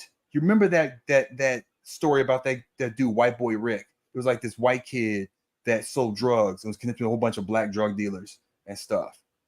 There's a movie made about him. There's a movie made with Matthew McConaughey that I don't even know where it is. I was kind of curious about it. I think that was a movie actually was called White Boy Rick. But there's also just a documentary about it. And so I watched the documentary. The guy that played Foley's boss in the first two movies, that black dude with the afro that yells, he actually was involved in real criminal stuff. Like that guy is not like a good dude. He apparently, you should Google it. Like he was like, he's basically accused of like being involved in like murdering people and stuff. Like he's a bad guy. I thought he was a homicide detective. He was, but he was a crooked one, is what they were saying. Oh wow. He was a crooked cop that ended up getting this role on Beverly Hills Cop, these first two movies. But you see, I think he wasn't in 3. And I think. And, well, he was in 3. He got shot. He got killed at the beginning of 3. It killed him in 3. Okay, I forgot about that. But yeah, so but he got because there's all these documentaries, all this stuff came out later. All this about White Boy Rick and all that came out later. This is like in the last 10, 15 years. But he passed away in real life, like I think before all that stuff came out too. But I was curious because Paul Reiser has his picture up in the in his office. Oh, yeah. That was his boss, So he has him up there. I was wondering if they would do that because he's like kind of controversial. I mean, I'll say this: he was never convicted of anything. It was just there were these criminal guys that were like, "Oh yeah, I know that guy. That guy was like, the guy was paid us to kill this person or something." The guy was involved with criminal stuff. Wow, like he wasn't a good dude. Yeah. And I think he was involved in politics some too, but he was corrupt or something. It's bad stuff. I can't remember the details, but he was never, I think, convicted of anything. It was just stuff that came out after. These are guys that had whatever. But I think he might have got caught in a corruption scandal or something with money. But I think that was the only thing legally that he might have gotten tied up in. But it was just later on they were just like, oh, that guy from that movie. Oh yeah, that guy paid me to kill somebody. I'm like, what? I like these are my favorite characters too from those movies. It's like make my thumb itch, like that whole thing. Like, holy, when am I getting some arrest slips? I love it, especially the second one. He has those 2 scenes in that. Like, yeah, man. So he said, I just need my petty cash. He's like, man, that's a $80,000 car. He's like, oh, it's 120,000 and goes from 0 to 60 like that. This guy just looks at him. He's like, uh-oh. That's my favorite scenes in that movie. Is that scene where he chews out Axel. Axel trying to get him to sign that pink slip. Anyway, but yeah, man. So it's definitely a recommend for you. Yeah. Yeah. I think I was pleasantly surprised this is a Netflix movie. I'm thinking, I don't know if they meant it to come out on Netflix, but I think Netflix produced it because Netflix is real big at the beginning of it. Like I think Netflix produced it. Okay. I have a feeling it was, but I think more money got spent on it because, like I said, those other microwave movies often I think are independent production studios that have like a general deal with Netflix. They make the movie, then they sell it to Netflix. This one, I think, because those have the N next to them too. This one, I think Netflix produced it. Like they actually put the money up for it to get it done. I think. Okay. But I think it was. I always heard it was going to be a Netflix movie. I never heard of it as a theater release. Oh, okay. It's good for Eddie Murphy if he produced it because the money's coming to him right away. I gotta wait for for 2-3 months in box office and then get my money when it goes overseas. But that's why most people they're making deals with Netflix. They're getting that money like right away. Yeah, so speaking of Eddie Murphy, was Brandon Jackson the Prince in Coming to America too? or somebody else? No, I think that was somebody else. Somebody else. Okay, I was just curious. It just crossed my mind. I was just like, as a young guy, I was like, is that the same guy? But nah, it's probably somebody else. Yeah, I think Brandon he's too old Jackson. now. He was on Big Mama's House. He was Martin Lawrence's son. Yeah, he was in Big Mama's House. The third one, like father, like son. That's the only thing. He did something else, but I can't remember. I'll tell you, he was in Lottery Ticket, because he made a point in one of his interviews to talk about how he outperformed Lil Bow Wow on his rooftop scene or something. It's not hard to do. I thought it was a trip. I'm like, okay, good job. It's really that hard to do. But he was either Lottery Ticket or Roll Bounce. It was one of those. But it was some Lil Bow Wow movie he was in, and he was like, oh yeah, Lil Bow Wow was trying to outdo me or something. Yeah, he's a thing with Lil Bow Wow or something. Okay. Wow, really? You were just in an acting battle with Bow Wow? Yeah. Yeah, right. That's really tough. It's like De Niro and Pacino, man. All right. Well, yeah. I'll say I didn't finish it, but what I'll say for it is that Did See Me definitely be better than 3, and I got about 2/3 of the way through it, and it definitely was above average in production values. Man, I know people. I'm thinking 3 couldn't have been that bad. There's people don't even remember that there was a 3. I remember it though, because I remember I went over somebody's house, because I already looked at it, but like the next day I can't remember what we were doing, but I went over somebody's house and we were looking at it as a group, and the guy was like, yeah, 1 and 2, like, what, 3? Did they make a 3? Like, wow, I didn't remember 3. Yeah, it wasn't like X-Men 3 bad. It just wasn't very good. It was just, because remember, the first 2 are great movies. The first 2 are of the caliber of movies you don't remake them. They're different.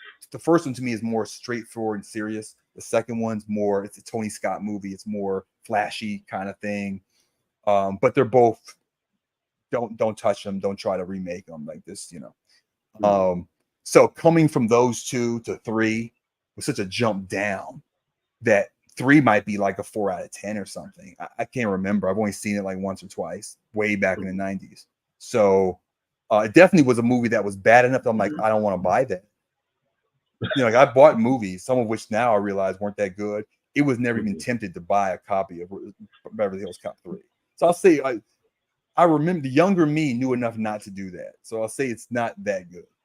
It could be a 3 or 4. Okay, it's probably as good as Trigger Warning. Yeah, it's not that bad. It's as good as the average Netflix movie, but But yeah, I think that this one is better than that one, and it's definitely if you're a fan of the series, it's probably worth checking out. I didn't finish it, but what I saw so far, there was obvious stuff about it. Like there's a scene with the beginning, like the first act, you see him walking the thing and talk to Taggart, and there's what's it, Kevin Bacon sitting on the couch, and I'm like, I know what this is. Yeah. Because why is Kevin Bacon in this movie? It's like you overcast somebody. But I'll say this: they don't really make it any kind of secret that he's trouble. But they couldn't, because you don't cast Kevin Bacon if there's any chance that you're trying to do any mystery about whether or not he's nefarious, because it's like, it's Kevin Bacon. You don't hire that guy to be some random 6th role in a movie. That's the thing. I think they were going for nostalgia, because he was big in '84 with Footloose, I think that's kind of what they were going for. I could see that. I mean, what you fits in everybody else, right? Judge Reinhold, and you see Kevin Bacon, like, okay, he's got something to do with it. He's important to the story, But I was just tripping. Oh, Kevin Bacon's in there. It's okay. that guy tells me a lot. Okay, so anyway, so yeah, I think that's our kind of final line on that. So for me, I'm guessing, as I said, I haven't seen the rest of it, but it's probably a 5 or 6 for me out of 10 once I finish it. But I can't really say for sure, because that's where it's headed towards for me. It's kind of okay, solid, but not blowing me away. Not in a free for all recommend. We'll see. I'll probably follow up next month with just my final say on it. All right. Here's another one for Lawrence. Another one that well, I guess you saw. We both saw most of the last one, but you saw that one. This one you saw.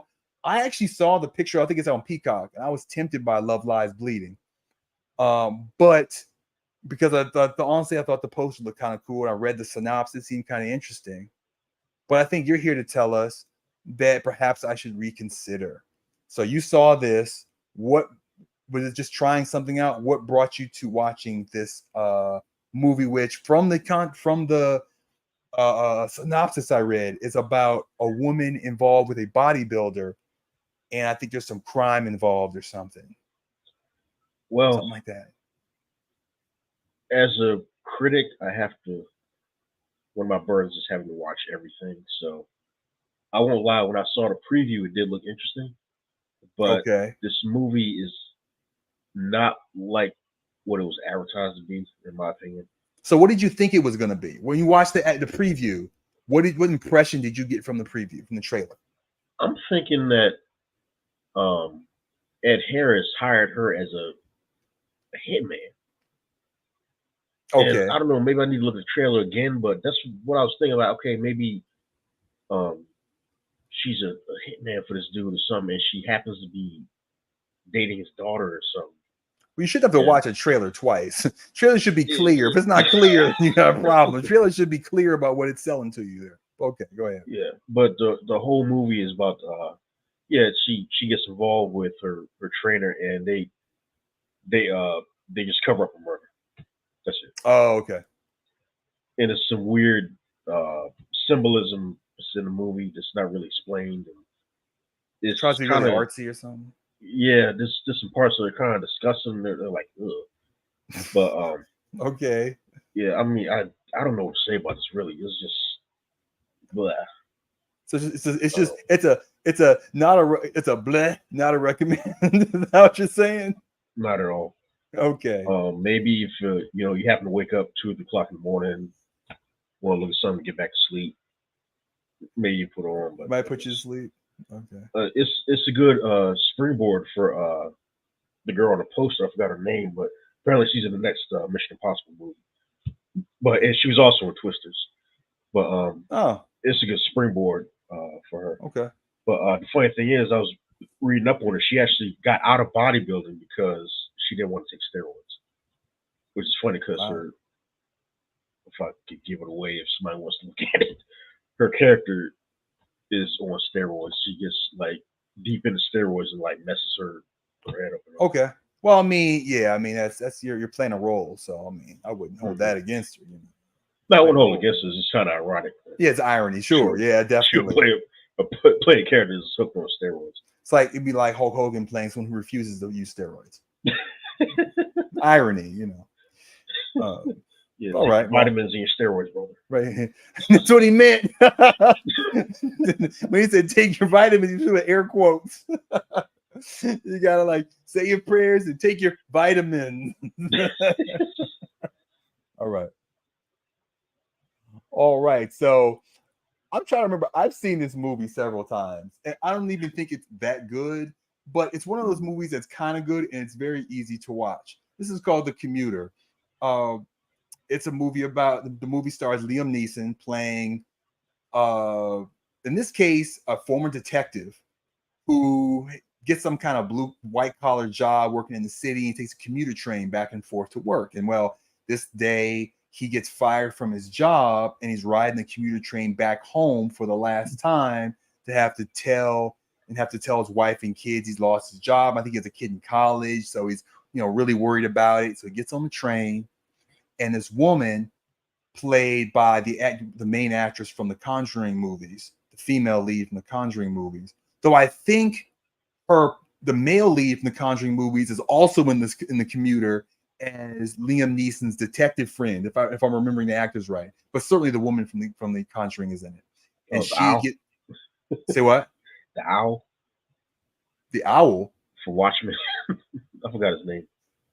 Yes, I think it's the owl from Watchmen. So yeah, it is, I forgot he played the owl. That's good memory. But so her name is like Villa Rugosa or something. She's like Italian or Latin or something. But anyway, she gives him a proposition and says, well, it's the people that I know.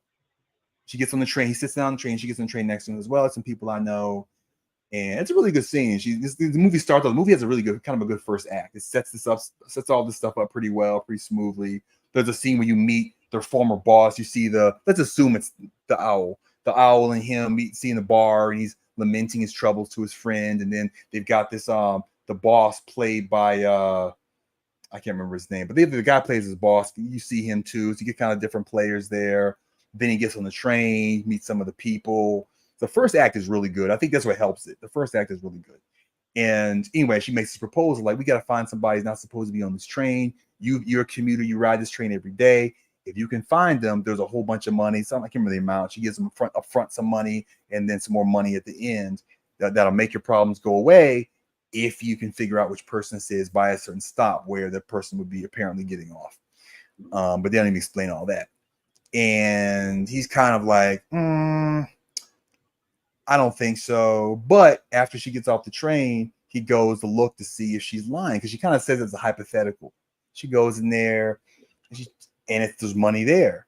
And so it's like, there's money there. And then he gets like a phone call and she's like, so you're doing it? Because they saw him take the money somehow. And he's like, no, I'm not doing it. I just, or he kind of like, that's how the story starts. And so there's a back and forth with her. He's, he tries to, and so he's kind of, he never really fully commits to doing it, but he kind of finds himself trying to solve this mystery of who this woman is, kind of trying to find out who this person is, just to, and at some point he's kind of tempted into telling them, potentially, but he's struggling with it because he knows that they're probably up to no good, but he's not sure what to do because he's worried about his kids and his family and stuff. So it's good, a dramatic kind of setup for him. And he made a movie like this before. He made that one in the airplane called Nonstop with who was the woman that replaced Jodie Foster in the Hannibal movie? You have a great memory. Who was that? Oh God, her name is on the tip of my tongue. Julie something. Yes. You almost have it. Anyway, there's a movie called Nonstop, which I actually like a fair amount. I like it more than. Was it? Yeah, I've seen it. Yeah. So Nonstop, this is a lot kind of like Nonstop, but it's in a commuter train instead of an airplane. And I thought Nonstop had a little bit better of a mystery to it and was a little bit, had more fun with it in terms of like, who could it be? Who's the person? It was kind of it had more fun. The problem with the Commuter is in the second act, it kind of gets dragged down a little bit. Now, have you seen the Commuter? I'm explaining this, but I forgot to ask you. Have you seen this? No. Okay, you should though, because it's not as good as as Nonstop, but it's the same type of movie. And so the second act is him kind of trying to figure out the mystery, but also navigating what's there's stuff going on in the train at the same time. It's a little underwhelming. Like, I've seen it now 2 or 3 times, so I know what's going to happen. So that doesn't bother me as much. But the first act really gets you amped up. And I think the second act, you're kind of disappointed. Like, oh, this is all that's going on. And the third act is actually solid and I think works pretty well. But the movie kind of starts off really strong and then kind of peters out a little bit. There's like a lull in the middle and then ends okay, but not as well as it started. So I didn't ultimately like it as much as Nonstop, but it's a solid movie that I would generally kind of recommend for people, but it's not like a classic or anything. But if you like kind of generally Liam Neeson movies and playing these type of roles, it's an interesting story. And I think some people will probably predict a lot of what's going on. As I explain it, you can kind of pick up on what might be going on, but it's a fun movie ultimately. So yeah, if you haven't seen it, man, that's worth checking out. Especially if you like Nonstop. It's the same type of movie as Nonstop, just not quite as good. Because that was a mystery on an airplane where he plays an air marshal who's also an alcoholic, and this guy's like trying to extort him and so he's going to kill somebody every half hour. And that I think was more fun to watch. This one's probably more grounded than that one, and literally and figuratively, but it's also just not as fun. So I don't like it quite as much. Yeah, did that come out at the box office? Or? It did originally, but this movie came out like 5 years ago or something. This came out like 2018 or something. It's not new. It's not new. It came out. I think it came out in January, so he buried it in the movies. They buried it. So, but it actually was decent. But for whatever reason, they put it in January. So I think a lot of people don't watch a lot of movies in January and don't talk about them that much. So that's probably why you missed it. But yeah, as I say, I think it's something that you haven't. It's a kind of movie. It's one of those things you watch the trailer. If the trailer makes you excited to watch it, go ahead and see it. But if it does, and you look at the trailer like, I don't think so, then maybe don't. It's not the bomb. But as I said, you've seen Nonstop, so I can tell you, hey, you've seen Nonstop. It's like Nonstop, just not as good. And it's funny because it was one of the next movies he made after Nonstop. So Nonstop came out in like 2016, and then he made this in like 2018. It was pretty soon after. And then he made another movie that was kind of like this. I never saw. It was the one where he's driving his car, and the person's like, "Don't get out of your car, or we'll kill your family." Oh yeah, I remember that one. That one that came after this. That's the same kind of thing as this. He's like it's regular guy trapped by these people manipulating him. But that one I didn't see. I can't remember the name of it, but I didn't see that one. Because that came out, I think, during the pandemic. Because by then the pandemic hit, and so it was like it came out in theaters maybe, but like too close to the pandemic, so I never saw it. But that one's more recent. But that's the same basic type of story as this. All right. Now, at the same time you told me that you had seen Twisters, you also said you had seen this. And Twisters, you gave a nice big thumbs up. This one, you gave the blah emoji. So please explain the story of The Quiet Place Day One and why it gets the vomiting emoji. Yeah, man, this was a bomb. I mean, to be honest, I never saw any of the Quiet Place movies. Oh wow, okay.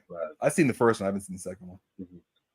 But when I saw this one, it's one of those movies where I'm struggling to stay awake.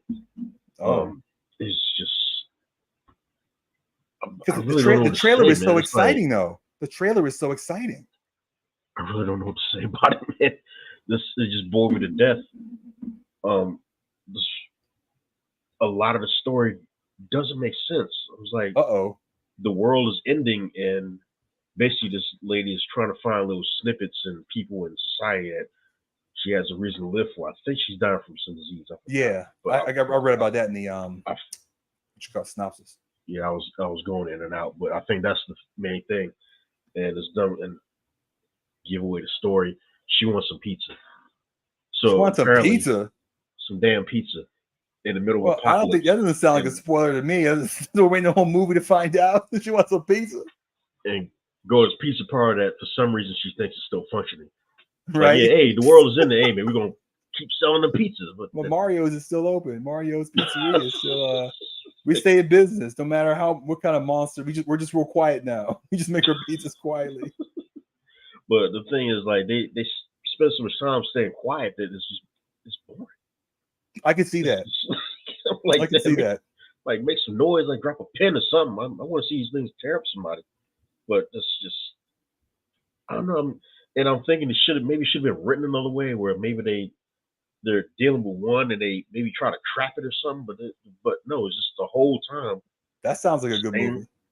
Staying quiet and running from these aliens, and that is just boring. Yeah. And I think the movie just lost it's the wrong focus. Instead of just trying to battle these things and see, hey, what we're gonna do is like to spend the whole time hiding. It's like the hiding movie. I mean, really? I mean, y'all just gonna hide? That's all.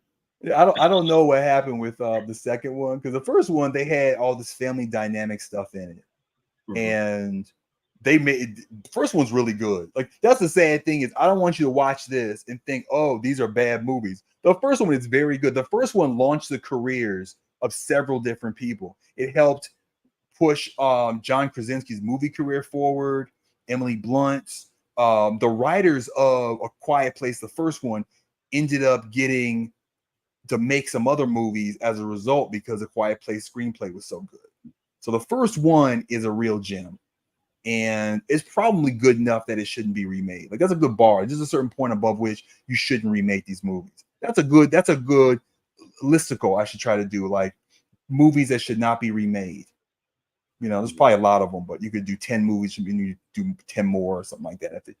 Nothing about doing listicles. I gotta get, once I'm filming again. That's a good one. But the first one is good enough. The second one, I don't know. I haven't seen it.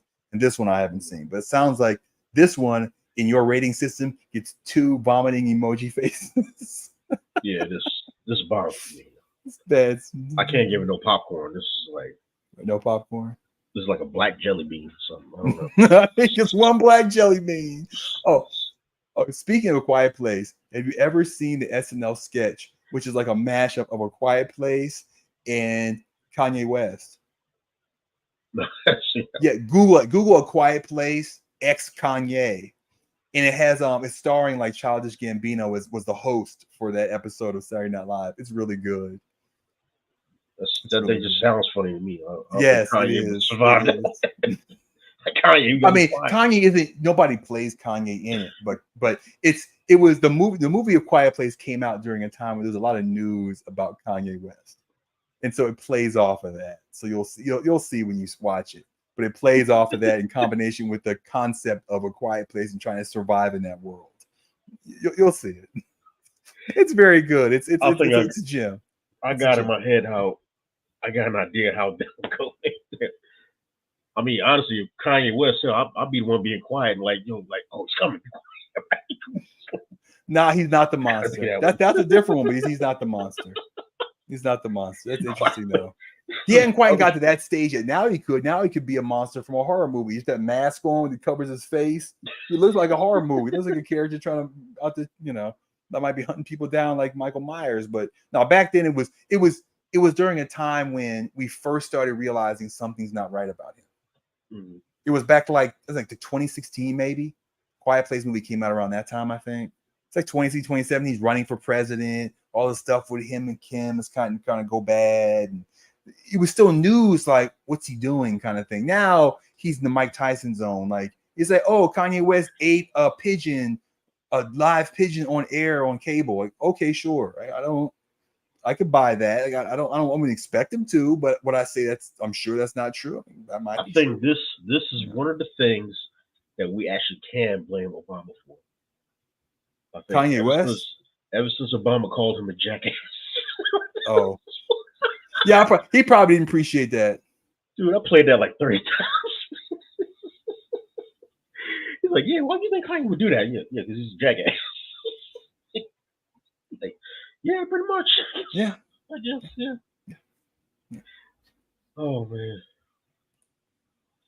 All right. Now, this is funny because I think gave a brief review of this a month or two ago. I saw it, actually a while ago. So when this movie came out, this is I.S.S. My daughter and I saw a trailer for this back in like last December, and we loved it. We were like, this movie looks so good. You've got two crews on I.S.S., American crew and a Russian crew, and nuclear war breaks out on Earth, and they don't know if they can trust each other or not. Like, that's a great concept. So it came out in theaters in like January. I think it doesn't say the date on the thing there. Comes out in January. Yeah, it came out pretty early. Yeah, we go and see it, and we're so disappointed. It's so boring. And we watch it.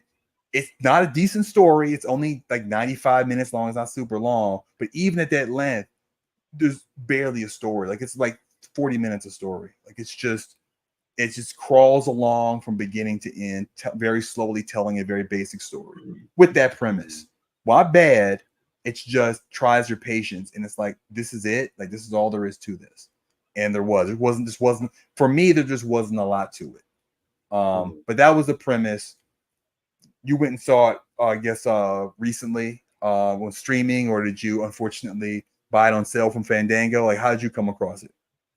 Just like that, it was on sale. Yeah. Okay. That's okay. I haven't seen this. I'll add to my library. Yeah. I think you make a good point. We're actually talking about this point about another movie, but I think this is one of those movies that look good on paper, but when you actually film it, is kind of black. Because I think one of the big things for me is that, I mean, if you do a movie in space, because space is boring, and it's like you're putting him in a very limited, claustrophobic space. Yeah. And it's kind of hard for that premise for certain things to climaxes and certain things for that to happen. The screenplay, it makes sense because when I first saw the preview, I'm like, why are they fighting over a space station? Then later on, they're fighting over something else. I won't give it away, but I'm like, okay, that makes sense if you're writing. If I was reading the screenplay, I'm like, oh, okay, that's a good little hook. But then when you actually see it, it's like, I don't know, it's just boring. I mean, a lot of the characters' motivations I understand, but it just drags and it's just boring. Yeah, one thing about having such a limited location like I.S.S. Oh, well, the thing I should say is that the production value is really good on it. It looks pretty beautiful. I have to say, there's a couple shots they mess up, but generally speaking, it looks very good. But one of the things about it is when you have something with limited space like I.S.S., you can't kind of have things go sour in the second act because there's nowhere for anybody to go. You have to kind of backload everything to the third act, because once things really go bad, the movie has to end pretty soon, because you can't go anywhere. It's a space station. You can't leave. You can try to do a little bit with on the outside of the station or something. You can try to kind of do that, but you can't. It's tough to do that. You're stuck having to do a slow build. And so the slow build is just a little bit too slow. There's not enough turns to it. It's not interesting enough. You end up with something like this that's not really bad. It's just not very good. It's just like, this is there. And, if somebody told me the story, that's a good story. Like if somebody pitched this to me in a elevator, or even get into detail and wrote me a 3-page synopsis of the story, like that looks like a good movie. Like you said, then you film it and you're like, wow, this is actually kind of boring. It just, maybe they could have cast better people or do another pass on the dialogue, and maybe it would be, maybe it would come out better. But I don't know, man. I don't know. And that's if you could, That's what I tell, like, that movie Gravity, which I think is awesome, because I had my reservations about Sandra Bullock before, but I became a Sandra Bullock fan from that movie, because that's a difficult movie to pull off. It's hard to film. It's hard to act. She had to carry most of the movie on her own, and it was a great film. Yeah, but because space movies they're just boring, but they didn't pull it off here. They didn't do a very good job. Because I mean, it's like you said, it's not where you're gonna hide if somebody wants to kill you. When things really go bad, it's like the movie has to end soon. So you have to stretch that out and kind of hopefully build up really well, so that when the third act comes, there you go. But they tried to do it. It's the only way they could really do it. It's just you've got to be really good with those early scenes, or you're out of luck. But yeah, so it's not terrible, but it's just not very good.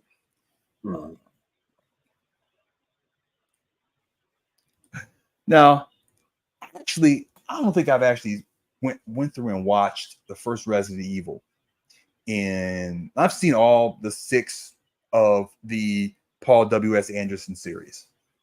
But I don't think I watched the first one all the way through in 16 years. And so it came on. I actually started watching the next movie we're going to review first. I was watching Resident Evil Retribution, which is the 5th one.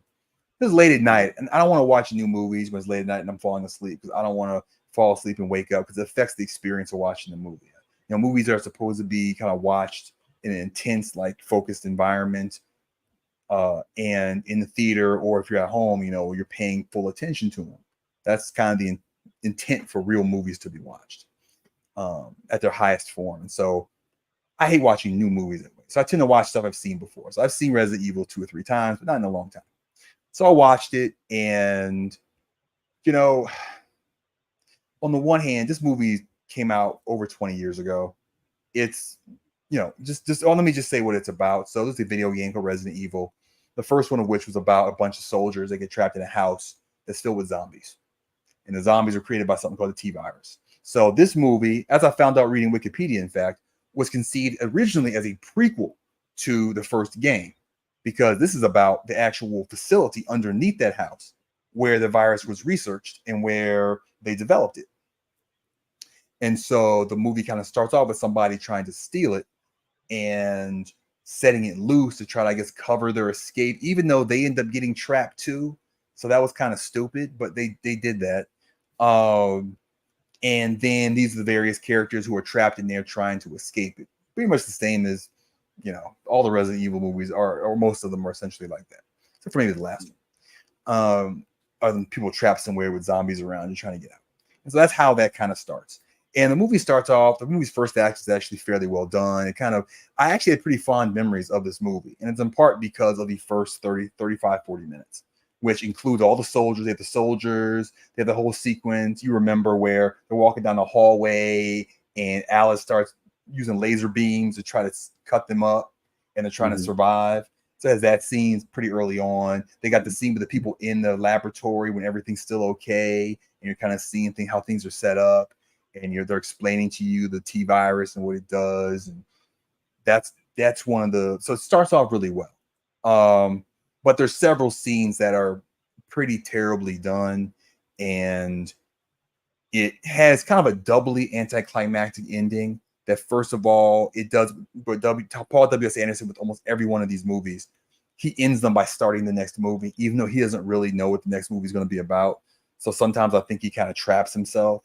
This one, it was easy because it's a prequel to, originally was a prequel to the game. So the movie ends with, the virus in Raccoon City, which is where the games are, kind of take place. The first 3 games, I think, take place in and around Raccoon City. That made sense. But another part of it is kind of anticlimactic too. And so I generally just it wasn't as good as I kind of remembered. I think I never thought it was like a classic. I thought it was kind of better. And I actually don't even think it was the best of the Paul W.S. Anderson movies. I think the 4th one was probably better and the 6th one was probably better. This one, he's kind of playing it more straight. He gets credit for some things that were actually kind of cool for 2002. Like he had like the zombie dogs. The zombie dog stuff comes out pretty good. So there's a zombie dog stuff that's pretty cool. Again, there's a sequence with Alice that's pretty cool. They've got, Mila Jovovich is solid. This was kind of one of Michelle Rodriguez's big breaks, actually. And looking back at it now, she was never a very good actress, but she had that it. That's the thing about it. There's some people that have that it that actors and actresses need, but they also aren't really good at acting. And she always had that, where she's shown in this movie, because there's a lot of people that were mid-level actors in it that don't really have that spark, and she has it. And so she's in it. She has that spark, and I think that helped propel her career. I think this is around the same time she got the first Fast and Furious movie, probably the same year. She probably filmed them both the same year or thereabouts. That was bigger probably than this, but this was, I think, the first time I ever saw her was this movie. So, there was that, but there's also other scenes that are horrible. There's a scene where they're like in the sewers somewhere, and they're trying to climb up away from the zombies. That was kind of that really didn't come across well. And there's some later stuff that doesn't work particularly well either. So it's still a solid movie. It's aged a bit, but there was some stuff about it that was pretty good for 22 years ago. But yeah, it's I'm not really pining to watch it again for a very long time again. It's kind of a mixed bag ultimately. What do you remember about it? I know you haven't seen it recently. What do you remember about it? I don't remember much from it. It's just the only scene I remember is where the guy was killed with the wires. That's the lasers. Those are lasers. Lasers. Okay. Yeah, I was like, that's the iconic scene. I didn't realize how early. I thought it was more the movie was about them with the commandos. It isn't. The commandos get killed like within the first 40 minutes, and they're except for like one. But that's actually fairly early in the movie, and that is the most iconic scene in the movie. Okay. Yeah, that's the thing. After that, it all kind of falls off. There's the dogs after that. That's about it. That's another hour of movies. The movie's an hour 40 minutes. 40 minutes in, you got all the best stuff except for like the dogs in the first 40 minutes. I'm trying to remember that movie that I think it's like the Cabin in the Sky or something. No, it's Cabin in the Woods. But Cabin in the Woods, yeah. Yeah, that was like a meta movie about monsters. Where the guy tried to jump the creek on a motorcycle. Yes. And they're all pumping up and this and that. Like, yeah, you can make it all this and that. Chris Helmsworth. That was Chris Helmsworth. He hits this invisible wall. Dude, I replayed that like 20 times, man. I don't know why that was so funny. It was ill, man. That was a trippy movie. Oh man. Just like it was a nasty hit too. He's just gone. Like he's gone. Like the movies you never hear from anybody says they like he just didn't have a chance to begin with. And it's like everybody sees they're stunned. It's like, okay. That did not work. Oh man. Yeah. But yeah, man. So that's what I would say about that. Is that's the thing about this series is most of the movies in the Resident Evil series are all just kind of All right. Well, I'm gonna talk about Resident Evil 5 next. I would say this is probably better than Resident Evil 5, though. This is Resident Evil, the next one, Retribution. Let me go that one. This, on the other hand, may be the worst of all six. I'm not sure. Apocalypse, I think, wasn't that good either, which was the second one. But this one, this is the fifth one. So, like Paul W.S. Anderson likes to do, this takes up right after. So I think he writes the scene at the end of the fourth one where, Alice, that's the main character, is on the ship and a helicopter start coming in with one of her friends. I think it's Claire Redfield, with these things on her chest that are like controlling, like mind control things that are attached to them that are controlling their mind. They actually make your pupils look like little umbrella corporation symbols. And they show up and you're like, uh-oh, they've got trouble. So this movie takes it right at the end of that. Now, that movie, at the end of it, they've rescued all of these people from Umbrella on this ship. They've been like experimenting with it. They were actually frozen or something, but they rescued a whole bunch of people. This movie opens with the continuation of that scene, but Paul W. Anderson, I think, likes to try really cool stuff. And sometimes it works, sometimes it doesn't. And this one, he has the opening scene. He tries to do the opening. He does it, he rewinds, he does it in reverse first, and then plays it forward. The problem is, by doing that, you take away any suspense of the scene, and the scene just generally isn't that good. So you see it backwards first, and it kind of shows you what happened, and in reverse, it's like, okay, that it doesn't really look that interesting in reverse. Then you play it forward, and you know what's going to happen. So it's not really very exciting. So it's kind of a dud opening, even though it's kind of technically interesting. It's kind of a dud opening because there's no suspense. It's not really that impressive, and it's very brief too. It's not really that long either. It's like, I guess he couldn't do that because you don't want to. That would have been worse if it had been longer. But even being short, it wasn't really very good. But anyway, so he does that. That's, whatever it is.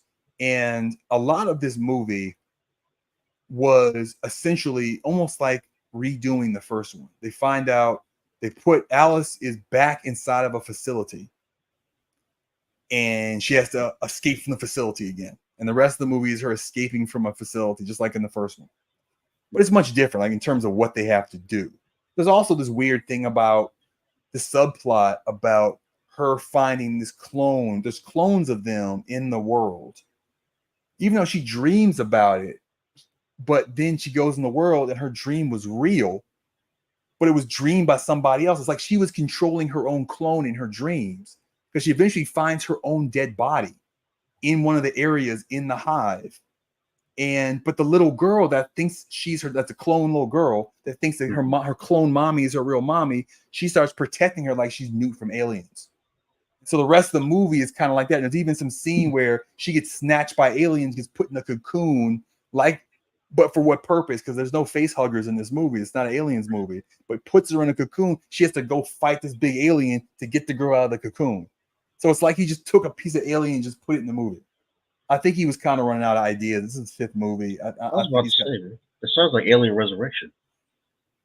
Well, yeah, Resurrection kind of did that too. But so there's a lot of, and then they have these soldiers that kind of come in and to try to help break her out, but they mostly get caught up in fighting these zombie like Nazis or something at one point. And then another point, they put the character from 88 Wong that was in the game Resident Evil 4. They put her in this movie. I think she might have been in one of the other ones too, but they put her in this one and try to use it. She fights with Alice against some of these big monsters. That scene kind of stinks, and the resolution of it kind of sucks. So that was the problem with movies. That honestly, I'm telling you, like most of the first hour and 40 minutes of it are mediocre at best. Then the last 10 minutes or so, which is a fight in the snow between like an amped up Michelle Rodriguez and Claire Redfield versus Alice and the remaining commandos, that's actually kind of cool. That's a good little scene at the end of the movie. That kind of saves it from being a total waste of a movie. But the rest of the movie is just a mess. It's just, I don't know what he was high on when he wrote it. It's all over the place. They got a little at one point, there's different versions of Michelle Rodriguez in it. There's one that's actually on Alice's side, and she kind of gets dispatched with not much fanfare at some point. that she's at one point like helps her, and you know, I think it's a plot device at the end of the day, but you don't know that when you're watching it. It's just kind of a mess. It's just not really. There's very little to like about it aside from the very last fight. The rest of the movie is kind of silly. And I mentioned this before. There's a character of Wesker, who is like one of the main antagonists to Alice in the series. She kills him at the end of 4. He shows right back up in this movie. No explanation at all. None. Just, oh, he's still alive, I guess. I guess the other one was a clone, or he's a clone. I don't know. There's cloning in this, so I guess it doesn't matter. But nobody ever says anything. Like, at least say something. Like, I thought I killed you or something. He says, oh no, that was this. It was like with Rise of Skywalker. There's no explanation. You can think about, oh, maybe this is a clone or that was a clone, but they don't actually bother to explain to you how the Emperor is who we saw get thrown into a fusion reaction is now just standing in front of us and more powerful than ever. Just like with Wesker, he's on the cameras, he's got his own agenda. She just shot some other version of him. Doesn't matter, and he doesn't bother to explain it. It's like, all right, you know. So yeah, it's kind of just a mess for the most part. There's some stuff he tries to be kind of cool. Some of the commandos he tries to make them kind of cool, but it's just you're watching it and you're just like, this is just, what's the point of all this? Like, it's just her. She literally just, Alice just gets captured at the beginning of it. It has to break out again. That's the whole movie. That's it. Like, it's just the same movie again. So yeah, that's Resident Evil. This is Retribution. Honestly, this movie is so bad you literally could watch 4 and just skip this one and just watch 6. Nothing really happened except they kill off a few of the characters you might have liked from the series. But besides that, you can just watch 4 and just be like, well, and then 6 happens. You see who's still alive in 6, you know, or you can just fast forward to the end or something. But there's no reason to just sit through an hour and a half of this or hour and 45 minutes of it.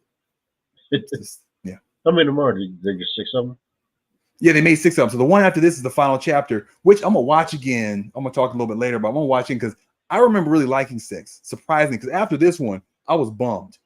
I was like, oh, it's the last one. I guess I went to the theater by myself. So I'll check it out. I was like, this actually is kind of cool. This is actually, I kind of feel like he may have had the final movie already in his head 1 or 2 movies ago. It was just like, I'm gonna milk this out until I have to make the last one. Because the last one, you really could have skipped several movies to get to it. It didn't really matter. He could have put the end of this one, which is like the end of the world. It's just the top end of the world. You could have put that at the end of like 3 or 4. It didn't have to be in the 5. But anyway, that's Resident Evil Retribution, which I don't know which retribution she really gets. It's an arbitrary title. Now, this movie I've seen a long time ago, but you saw recently, starring Justin Timberlake, and I guess that's Natalie Portman. I don't think I remembered she was in this. That is. What's the other one? I forgot her name. Oh, you know what? It's not. It looks kind of like Natalie Portman, but it's not. It's that like Russian girl or something. She's somebody else. I just think she just looks like Natalie Portman from that angle. Oh, it was the girl in Ted. Oh, it's a girl in Ted. Look it up real quick. While you're looking it up, I'll just explain the basic premise, which is this is a dystopic future where the technology can control your lifespan. So you can buy and sell your life for money. So people who are really rich can live forever, essentially by buying more time with money, and people who are really poor can sell their life to the rich for money. Amanda Seyfried. That's it. Amanda. Yeah, she's been a bunch of stuff. It's just that angle may look like Natalie Portman to me, but kind of a younger Natalie Portman. Anyway, so that's the premise, which I thought was a good one. My recollection was I was kind of disappointed by it. I remember I saw the trailers, I actually saw it in theaters, I think. And I actually went and saw it. I was like, really? That's it? I thought it was mediocre at best. How did you think? But that was a long time ago. You know, I try to write stuff down now because I forget sometimes how good or bad movies are. If they're not really good or really terrible. There's a big wide middle that I forget. Is it towards the weaker part of the middle or the stronger part of the middle? This one, I think the weaker part, but I'm not really sure at this point. But what were your thoughts about it? You know, I'm not. Well, I'm not just like the actor Justin Timberlake. I'm not his biggest fan, but I do like this movie because the premise. I thought the premise was really good. It is. Basically, is using time as commodity. Mm-hmm. So your clock runs out on your wrist, you're dead basically. Yep. And like some people are working like a day, half a day, and all this and that. So more time you got, the more wealthy you are, the longer you live. That's right. That's right. It's like you basically store your life savings as life, and you can spend it or you can save it. But that's the main commodity of life now. That's right. That's right. Mm-hmm. But one thing they never explain is that people don't age. Basically, once you hit a certain, like I think it's 25 or something, your clock starts. But the longer you live, you don't age. Yeah, that's the good side of it is you're the same age forever. The bad side is if you run out of money, you die. Pretty much. Yeah. And it's kind of a play on like real world economics and kind of analogy. Basically, what they become is like these time bandits, like Bonnie and Clyde. They rob banks that have all this time. And they give it out to poor people and all this and that. Okay. And the guy who's chased them, Cillian Murphy, the recent Academy Award. Cillian Murphy, that's right. He apparently was from, I think he was from the same town that he was from, but he escaped but he became what they call a timekeeper. So he keeps time where it's supposed to be, basically. So, like, somebody from Compton can't go to Beverly Hills and steal time. It's like, no, you have to stay in Compton and work with whatever time you got. So you got to, just, you only got, 30 minutes left, you got to work your way through Compton to find out some time, or you work a job, or go to the bank if they got time or something. So like just the police. They're just like enforcing the social order. Pretty much. Yeah. And, I mean, it's definitely like an analogy to like a society like separated by class, but very extreme version of that. But I think what was interesting was that they never really explained that, like, why it was a bad thing for people from the ghetto to get time, basically. And like, I understand it's not bad. That's the point. Is like the problem is that there's this huge separation that some people get to live forever and other people don't even get to live a normal life. Like that's the. They're saying like, no, this is a bad thing. It's like, can you explain like why it's a bad thing? Because like I see that they kind of play it on because they like towards the end of the movies they show like all these factories where nobody's working and stuff like that. It's like, okay, I get it from that perspective, but they never really kind of got into it and then offered the counterpoint to it. Yeah. So they never really got into it. But, it raises social issues, but it doesn't necessarily follow through with, okay, well, what does this mean? Like, okay, it's an interesting thing you set up. What do you want to say now with it? They kind of set it up and then they play in it, with the Robin Hood thing, a Bonnie and Clyde / Robin Hood thing, but then they don't really follow through with and that might have been one of my issues with it, because sometimes there are movies where I wanted to talk about this, make another thing about why we like movies. And one of the things is every movie has a moral to it. And sometimes there are movies that you feel like they're getting to a certain point, but they don't stick the landing. And you're just kind of like, oh, this could have been really good. But you just couldn't quite figure out how to make your full point based on this kind of, situation you set up. This kind of analogy, or there's another word I want to use, but I'll just go with analogy for now, that you set up to stick the landing on. They aren't able to do that. So it's kind of disappointing, even though it's like enjoyable enough to watch. Like, oh, you didn't quite figure out what we were trying to do. Just like RoboCop, part of the moral of the story is what RoboCop, he needs his humanity. Is part of the point of that movie, for example. Like, he's like, at the end, he says, what's your name? It's Murphy. It's like, you can make a robot cop, but he needs to be human. That's why the other thing is a full robot and it's an idiot. And it's like, you got to it's a bad guy. It's an antagonist. Ed 209. A RoboCop, he needs his humanity. That's what's an important part of him. That's the moral of that story. If he said at the end, what's your name? RoboCop. You'd be like, what? That would piss you off. So that might have been part of the issue with this one. I'm not sure. But yeah, as I say, I like the premise too. And I just remember some reason not being really fulfilled by the movie. It might be something related to that. Some movies that's more important than others. A lot of movies is just try hard, you can succeed is the moral of the story. You know, like Rocky or something. That's not that hard to get right. Other movies are really trying to be something more nuanced, more interesting, but then the bar is raised for sticking the landing. And if you don't, you can end up with something that isn't fulfilling, even though there's a lot of good stuff in it. I don't remember liking Justin Timberlake's acting much in this one. I've liked him in stuff. He was in this movie called Reptile on Netflix, which is a good Netflix movie. It really feels like a real movie, not a Netflix movie. And he's in it as a supporting character. He's good in that. And I think he's good in places.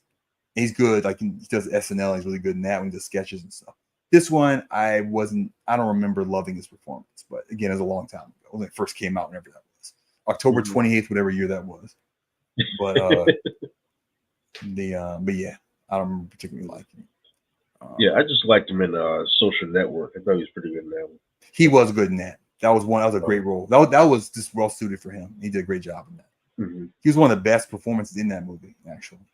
Jesse Eisenberg, it was kind of good, but you kind of found out that's just how Jesse Eisenberg is. That wasn't really him playing somebody particularly as much as that's just his affect. We just hadn't really seen it before. Because then we saw him as Lex Luthor. It was like the Lex Luthor was just Mark Zuckerberg, but bald. Right? Oh man, that was bad.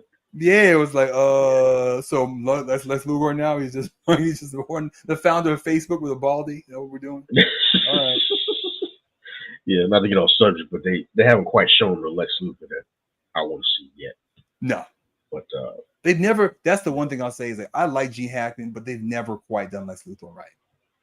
They've got different aspects of him, but they've never done a full Lex Luthor that's been like Malkovich didn't do it.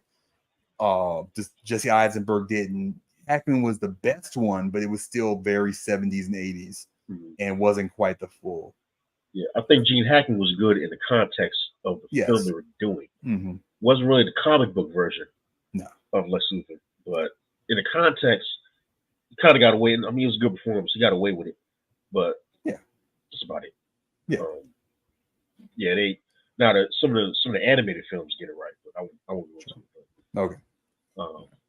But yeah, I liked it. I think there's some things missing. It's kind of like a good salad. You've got to put the croutons in. Okay. But this is good. I know they were kind of focusing on the action, but even if you're doing an action movie, you gotta kind of touch on the politics to see what their motivation is. Yeah, I mean, with that kind of setup, man, you gotta like make more use of it. It just seemed like it was, they didn't quite stick the landing for me. All right, now you haven't seen this. I saw this. It's a horror movie by this director that's now kind of a big deal called Ty West. This first movie is called X, and X kind of, I think, has multiple meanings, but the main thrust of this movie is it's essentially a slasher movie, or a slasher film that takes place in the midst of a group of people trying to film a porno at a small farm. Yeah, it's a good concept, and so when you're watching it, and so that's the basic concept of it, and and here's the thing though, you get the first 40 minutes or so of this movie, it's like you're watching an actual porno. Like it really, like you get you see everything except for like full frontal nudity in it. Like there's like a banging scene that's like a minute or two long, like you were watching a porno, right? It's funny that the main porno actor is played by Kid Cudi, who I didn't recognize, and I was like, oh yeah, that's Kid. I didn't realize that. So yeah, Kid Cudi's in it as the main porno actor. But and the movie has, and you haven't seen it, so especially don't want to do any spoilers. Very interesting dichotomy going on between two of the main characters in the movie.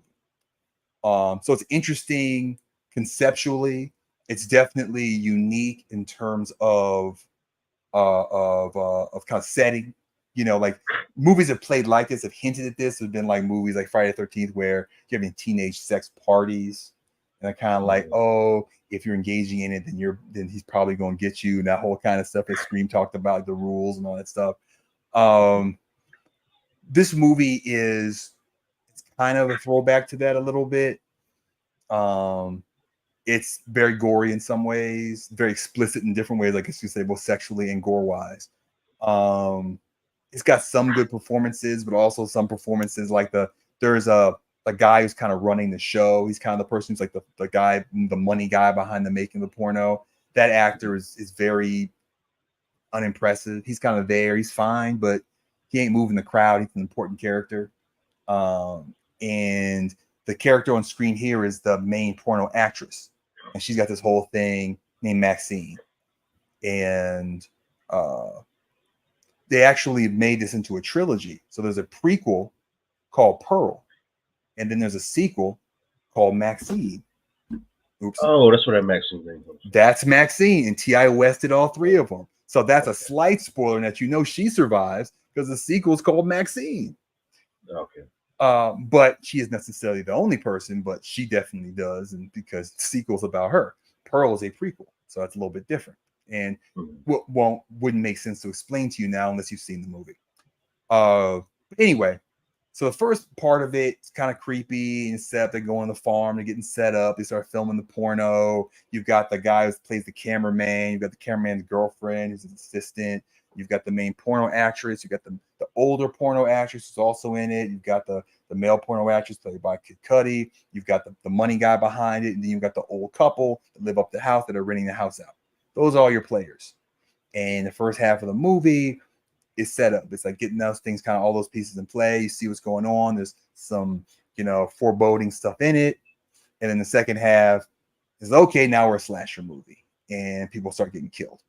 And my biggest two issues with the movie, because also the movie's filmed very well, like T.I.S. cinematography, very professionally made movie. Some movies, even like those recent Halloween movies, the recent trilogy, aren't always made with the highest production values. This movie actually, even though there's some times where I think that you can tell like they're on sound stages or that they're filming in a way that isn't the most immersive, like it feels like it's like not really where it is. For the most part, it's very well made. The two problems I have with it, one is a lot of the slasher movies, a lot of it's about the kills, the reasoning behind them, and their significance. A lot of these kills are kind of throwaways. Like they just don't mean they don't mean anything. They don't mean a whole lot, and it's just kind of like almost like the movie's getting out of the way. Like, oh, I got to kill everybody now. Okay, how do we kill everybody? Okay, well, have this person go over here and have this happen to him. No, this person go over here and have it happen to him. No, this person over here. And they do it for almost all the characters that die. They do it kind of just, we had to get, it's slasher movies. Everybody has to die. It's kind of, it feels like that. It feels perfunctory almost. Then they have the third act, which actually is where the death in that part of it, there actually is some meaning to it. Even though one of them is kind of stupid. There's one character that just kind of wiles out and goes running off and then gets shot. And you're like, why did you do that? It's one of those things that it was the thing is, you're in the moment, you're just like, why are you doing that?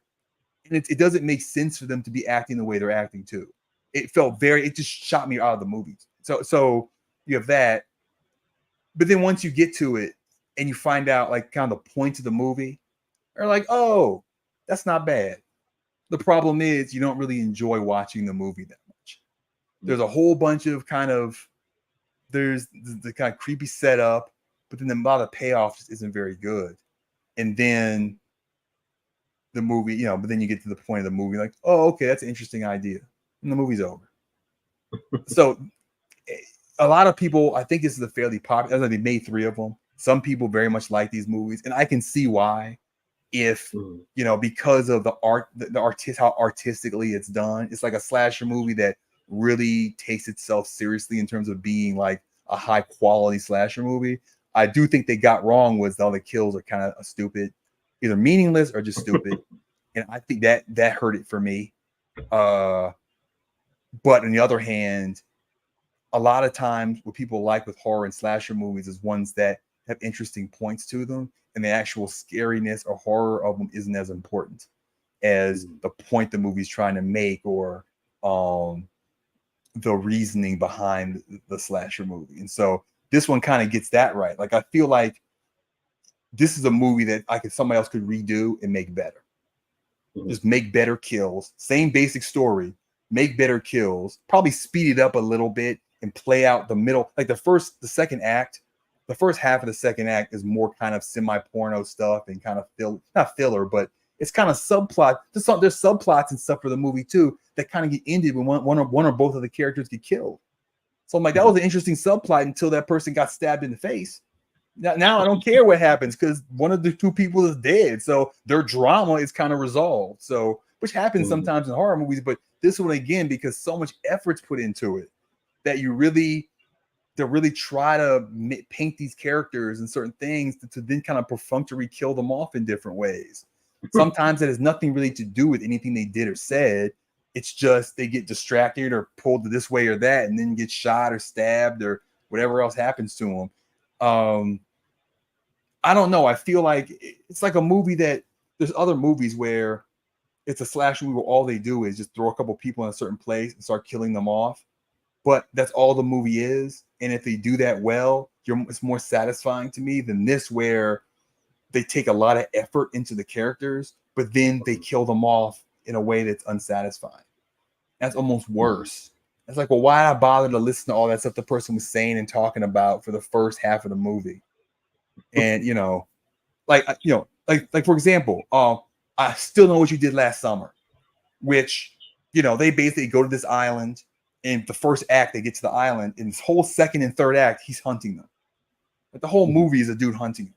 That to me is better than this, just in terms of I know what I'm getting, and some of the kills are kind of more, I thought, were maybe more interesting, and like there's the build up for each of them, whereas this one, there's more of this general dramatic buildup for, hey, stuff's going to go wrong in this movie. We're just letting you but it just feels like otherwise, it's like the movie. I think I told you this on the phone. It's like one person wrote the first half of the movie, and then someone else wrote the second half. And the person who wrote the first half didn't necessarily know it would be a lot of people are going to die. They wrote the first half thinking, I'm going to tell, or they wrote a whole movie. They wrote this whole movie about people filming a porno at an old farmhouse, or at an old house with a farmhouse, whatever. And they just made a movie. Nobody died. They just wrote that movie. And then someone else came along and rewrote the second half where a lot of people died. that almost seems like that's how this movie feels. So you got like 10 people got killed off. What about this? And somebody took a script and said, this movie would only be better if after a certain point, a whole bunch of people started dying. And so but then the first half of it's written like they're going to all make it, and they have all subplots and stories and, mixed feelings about each other and stuff. And and then the second half, they just start taking them out. Just like, okay. So yeah. And, Jenna Ortega's in this. She plays the girlfriend of the filmmaker. And yeah, so she's in it, and she's got an interesting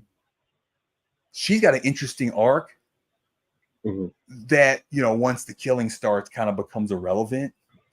And that's probably one of the weirdest things about it. That's one of the things that made me feel the most like two different people wrote the movie, is that her character really felt like somebody wrote a movie about her character and, stuff that's going on with her, and kind of with being involved in making this porno, being involved with her boyfriend.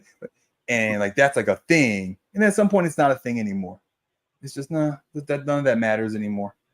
So I kind of feel like maybe somebody might see this and be like, oh, you didn't understand what the filmmaker was doing with this, that. That's totally possible, man. I just saw it once, and to me, it just seemed like there were a lot of dropped storylines, in that it was kind of a movie that is trying to use its seriousness to draw you in, but it's not focused enough on being a slasher movie.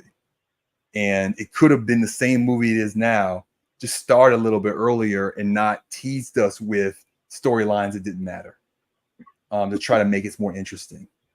Because most horror movies do have story subplots, but most subplots in horror movies actually matter. Like, there's Scream movies where you have sub characters, and then at some point one of them thinks the other one might be the killer. That's a subplot, but that actually matters, because then there's a point where they got, do I open the door for them or not? Right? There's nothing like that in this. There's subplots, but they don't amount to anything in terms of people's decision making. It's not like someone said, oh, well, if I hadn't had that terrible conversation 20 minutes ago, I would do this differently, and that would help this other person. There's not stuff like that. It just seems like somewhat arbitrary what happens to people, some of them at least, after we saw a bunch of stuff that seemed to matter. It's a weird thing, man. It really is. I do actually kind of want to see Pearl and Maxine because, as I said, it's an interesting filmmaker. Like he's definitely got an eye for the camera, and I just hope the other ones are a little more coherent. Like this one, I just felt it just seemed a little incoherent to me in terms of what he was trying to accomplish. Aside from the main point, again, if you see it, the main point, you're like, oh, that's actually a good idea. The main point's a good idea, but there are all kind of parts of it that I think I find issue with that I wish they had maybe done differently. Done some stuff differently. He just basically started making a slasher movie earlier, essentially, and not focus as much on the pornographic part of it, which seemed a little bit excessive, honestly. But I think there are actually 2 different pornographic scenes in it that they show. For at least one of them, I'll say this, there are actually 3. One of them is actually kind of a cool horror movie scene. That's the last one. That's actually kind of a cool, that's actually the coolest horror movie sequence actually involves sex. So I give them that. That's in the 3rd act. The other 2, one has kind of a weird, creepy thing they're going for that's okay. The other one just seems gratuitous. It's just like, okay, y'all just are just wanting to show, have this banging scene in it. Yeah. But there is, I almost forgot that, there is actually a really cool horror movie moment in the 3rd act that actually involves sex. Mm-hmm. That you know, like, okay, I get why people would like appreciate that, because that's kind of, there's something you probably have not seen in a horror movie before that shows. Mm-hmm. That's horror movie related. It's not just a pornographic scene with 2 porn actors, which is the first 2 for the most part. Mm-hmm. But yeah, so I actually, for you, because I'm a movie buff, it's an interesting movie to check out, but I just think it's very flawed. I think I give it like a 5. Like, it's not a disaster. As I said, there's good stuff about it. There's some good acting. There is a good horror concept underneath it. There's good cinematography. There are some good scenes. It's just the stuff I don't like, and then I think there's some performances that aren't that good. Kid Cudi's good in Kid Cudi is one of the good performances. He's good in it. She's good in it. Her name is like it's right here. Her name is Mia Goth. Mia Goth is good in it. Mm-hmm. Kid Cudi's good in it. Jenna Ortega's good in it. Those 3 are good in it. So I would say that. So yeah. So I think it's something I recommend probably for you, but understanding it's not a particularly good movie, but it's interesting. Mm-hmm. Oh, yeah. Okay. Yeah. Yeah, check it out. I'm getting very close to seeing Maxine, not knowing that it was for our children. Yeah, well, yeah. But apparently, I think my wife read it or something like, yeah, it's part of trilogy. I'm like, okay, let's hold off on that. But, yeah. Oh yeah, we get to stay on this now because well, actually, I'll probably just switch it off to I'll just change the template, but because this is the last one. It's the last movie. So actually, I'm gonna switch templates. Boop, there we go. Mm-hmm. Switch to this one. So the last section we're kind of doing. I've been trying different versions for a different podcast, but this last version of it is. Oop, I got my hand up. Tell me. I've got is coming soon. So the question is, and we'll kind of go back and forth, is what are you looking forward to movie-wise in August? And and this is not kind of like what's coming out, but also what stuff you just plan to watch. For example, like I said, I'm planning on going and seeing Resident Evil, the final chapter, just because I own a copy of it. I've seen it once in theaters, but I haven't seen it since. So I want to check it out again, see how good it is. It probably isn't quite as good as I remember. It's probably just much better than that last one. That's what I suspect is the case. I got on sale like during the holidays or something. But that's one that's not new, but I'm looking forward to it. What's one that you would say that you're looking forward to seeing either in theaters or just from your collection? I would say the new Aliens movie. Okay. That's on my list as well.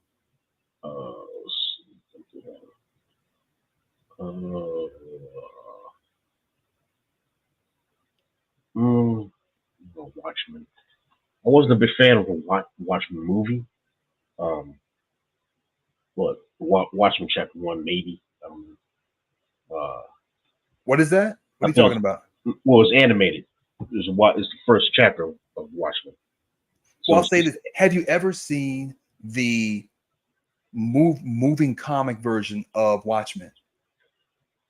You know what, man? I have your copy of it.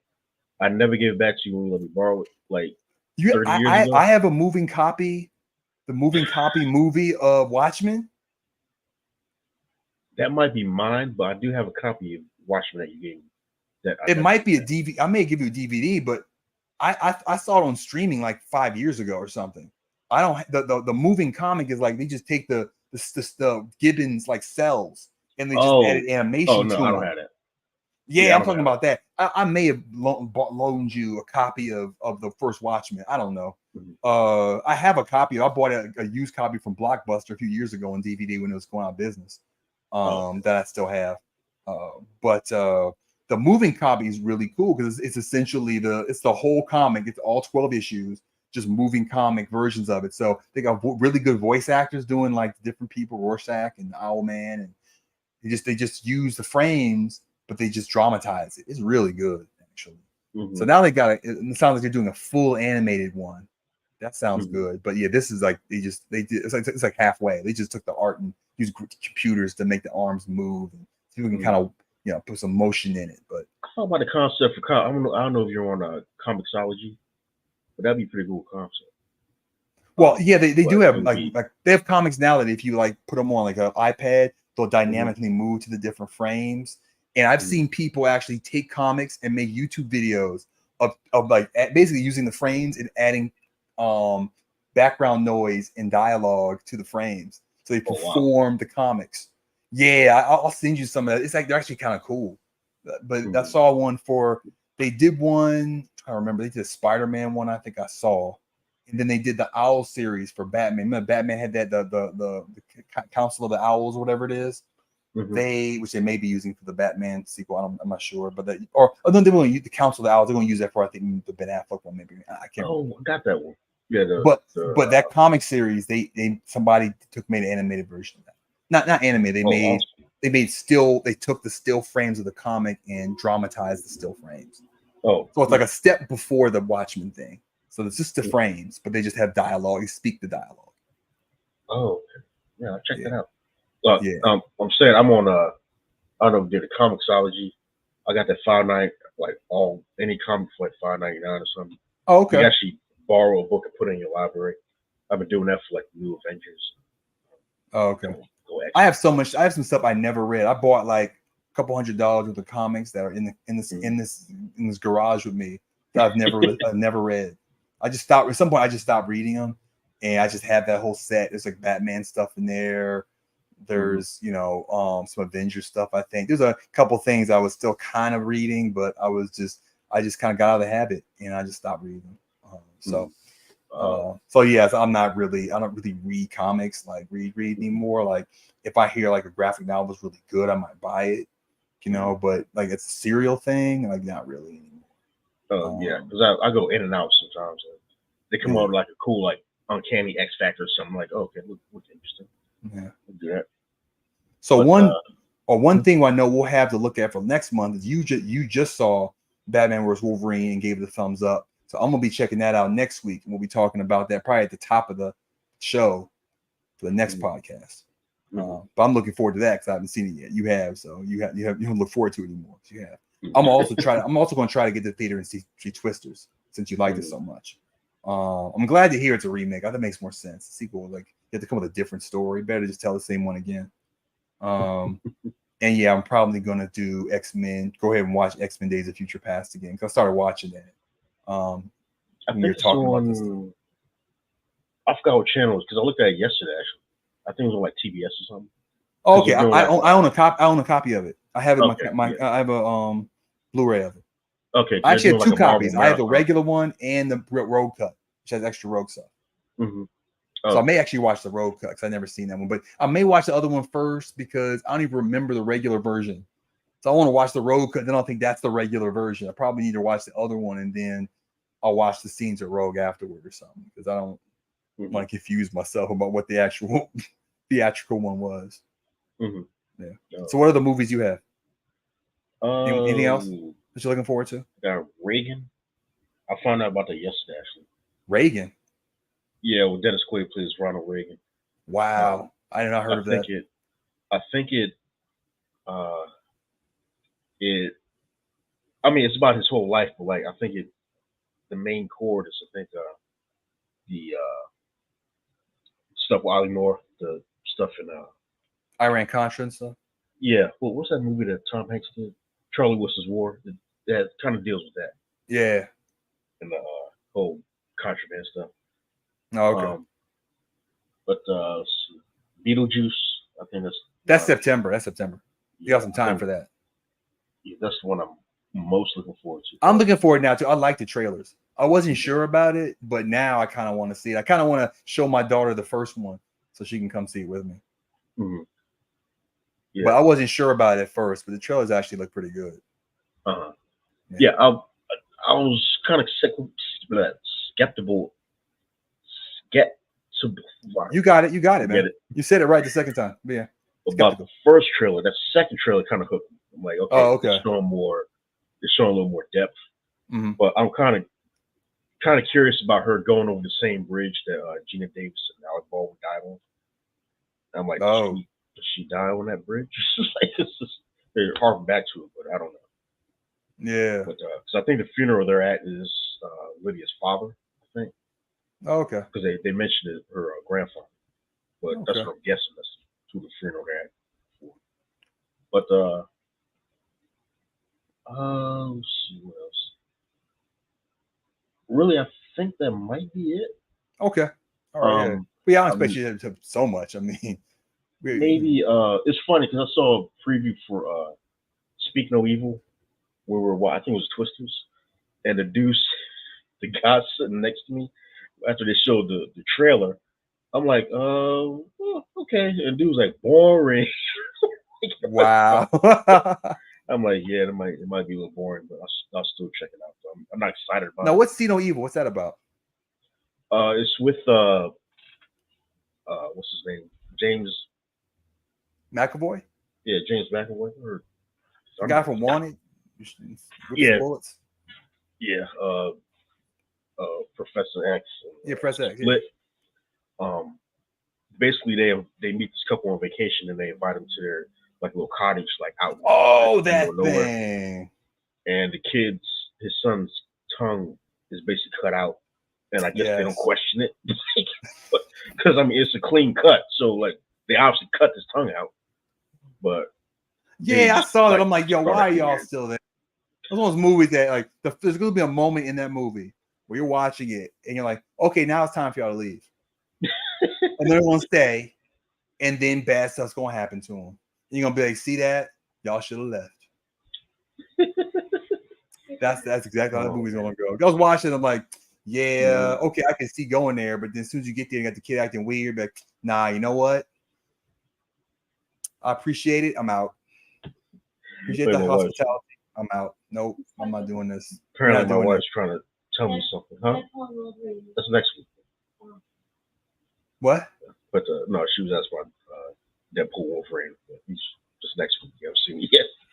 Yeah, I've seen it. Or next pod or next month. Isn't that we should. Why have we talked about it? Yeah, because the next podcast. I know I'm gonna see it, so I'm gonna wait. I think one thing I wanted you to see is I wanted you to see Life. If you can, because that was on. That's on Netflix. I was gonna watch that. What happened? Something. I don't know, man. Like a whale fell out the sky or something. I was getting ready to look at it and something. Because I watched that recently. I want to talk to you about it, but I pulled off on that one because I figured you're about to watch it. So okay, yeah, I'll check that out probably this weekend. Yeah, so we'll do that. So we do that one for next time. Okay. All right, man. So what? Well, I did get Pitch Black, which I've seen a couple times. I know Pitch Black by heart, man. We can talk about that anytime. I know that movie by heart. Yeah, I'm thinking about they keep on having the trilogy on sale, the Blu-ray trilogy on sale for like $15-$20. But I have problem is I already have the best one on DVD. And honestly, the special effects aren't that good, so I don't really need to have it on better quality than DVD. Second one's trash, and the third one's good, but I'm basically paying $15-$20 for the third one, essentially. Yeah. So that's why there's always other stuff I'd rather buy. I like the third one. Like a rehash, though. The thing is, though, I've watched the third one twice now. It's actually once you know what to expect, I think it actually holds up better because it does feel like a rehash more so the first time. The second time you watch it, I think it actually stands better on its own than you realize. Like it's actually really cool. It's pretty good movie on its own right. It is definitely rehash something because it kind of redoes the general scenario, but it does it differently because it's much more hostile. And I think that once you kind of know what's going to happen, you can appreciate just for what it is, and it comes across a little better. Because I liked it actually a little more the second time I saw it. But second one's still terrible. It's weird because there's moments in it. It's once you see, it's not the first time I saw it. It was just like traumatizing how bad it was. Like, I don't believe you all did this. Now it's like it's just normal bad. Like, yeah, this isn't very good. It's just stupid. You know, they might have tried to do too much with it. He just tried to do too much. It's funny because the guy who wrote those 3 movies, he's written like 20 movies. Like, he's a huge screenwriter. That David Twoy guy, that dude is. But the thing is, Pitch Black was where he got to actually direct. He'd been a screenwriter for like 20-something years, and Pitch Black he directed, and it popped off. So this was like his big chance. And so I think he kind of overplayed it a little bit and tried to do too much when the special effects couldn't do it yet. Plus the stuff was kind of stupid. Necromongers, there's terrible titles for stuff. I think it also wasn't a very good script, but you know, it's a big opportunity for him. But yeah, but that's why you see his like resume. It's like a bunch of stuff you've seen too. But this is his big break. I think big directing break was Pitch Black. So one thing I know I have coming up, so we'll go. So I think we're done with that. One thing I have coming up, I'll say is first, you know, if you're here, like and subscribe if you haven't. Appreciate it. Help me get views. I think the last stream ended up getting, you know, over 60 views, almost 70. So that was pretty good for a low fledgling podcast. So every like helps. And sub. I'm going to start doing more videos soon. Also, I'm going to start a newsletter because I have multiple YouTube channels and I do hobby wise. And I realize it's better for me to just do videos, whichever ones I want to do. But I want to start a newsletter so I can email out people that really just like my content. So I can share with them whatever videos I'm releasing. You don't have to worry about trying to follow a bunch of different channels, and I don't have to worry about trying to make the channel. It's going to the algorithm. I can just kind of let that stuff be organic. So I'll be releasing that newsletter. I'll probably launch it with videos on all the channels for the next week or two. It's already set up. I got to make an intro video and stuff for it, but I'm gonna be doing that just so I can feel more comfortable just making videos, whichever subject I feel like doing. And I can just, the fans that want to listen to any of them, I'll get the newsletter. They can say, oh, he made one for sports or he made one for music. And you can go see that ones. If you don't, then don't. But I found a nice little program for that. That's free as long as it's less than 1,000 people. So I don't put so many followers. So I'm not worried about too many getting over 1,000 for a while. So that's all I got going on, Lawrence. What do you have coming up? I'm gonna get this website together. We got the domain name and everything, but for some reason, when I did my code, I do my own coding because they taught us that at Artists in Washington. All right. You can do our code to build our website. The code, when I put it into the website, it came up all jumbled up and stuff. So now I gotta use their crappy tools to try to put together a functioning website. Which is nowhere near the one that I had in the beta. So yeah, I'm gonna try to get that up pretty soon. I don't have a timetable because I try to pick like one day where I can sit down and stuff out all this stuff. But the website will be coming up soon. Yeah, once you have a domain for me, send it to me because I need to update our frames anyway. So I'm gonna adjust the title of the podcast, and I'm going to do I'll probably put my newsletter link on it as well, so we can add our like links to the top or the bottom or something. I'll figure out how to do it. We can get the thing in there so they come in there, you see it, and go check it out if they want to. Okay, cool. All right, man. Well, thanks everybody for joining the stream. We got up to 5 people at most. We had like 4 for most of it, so that's pretty cool. So thanks everybody for listening to our podcast. And if you're watching this later, as I said, please again consider liking and subscribing. It's very helpful to the channel. And y'all have a good rest of the weekend.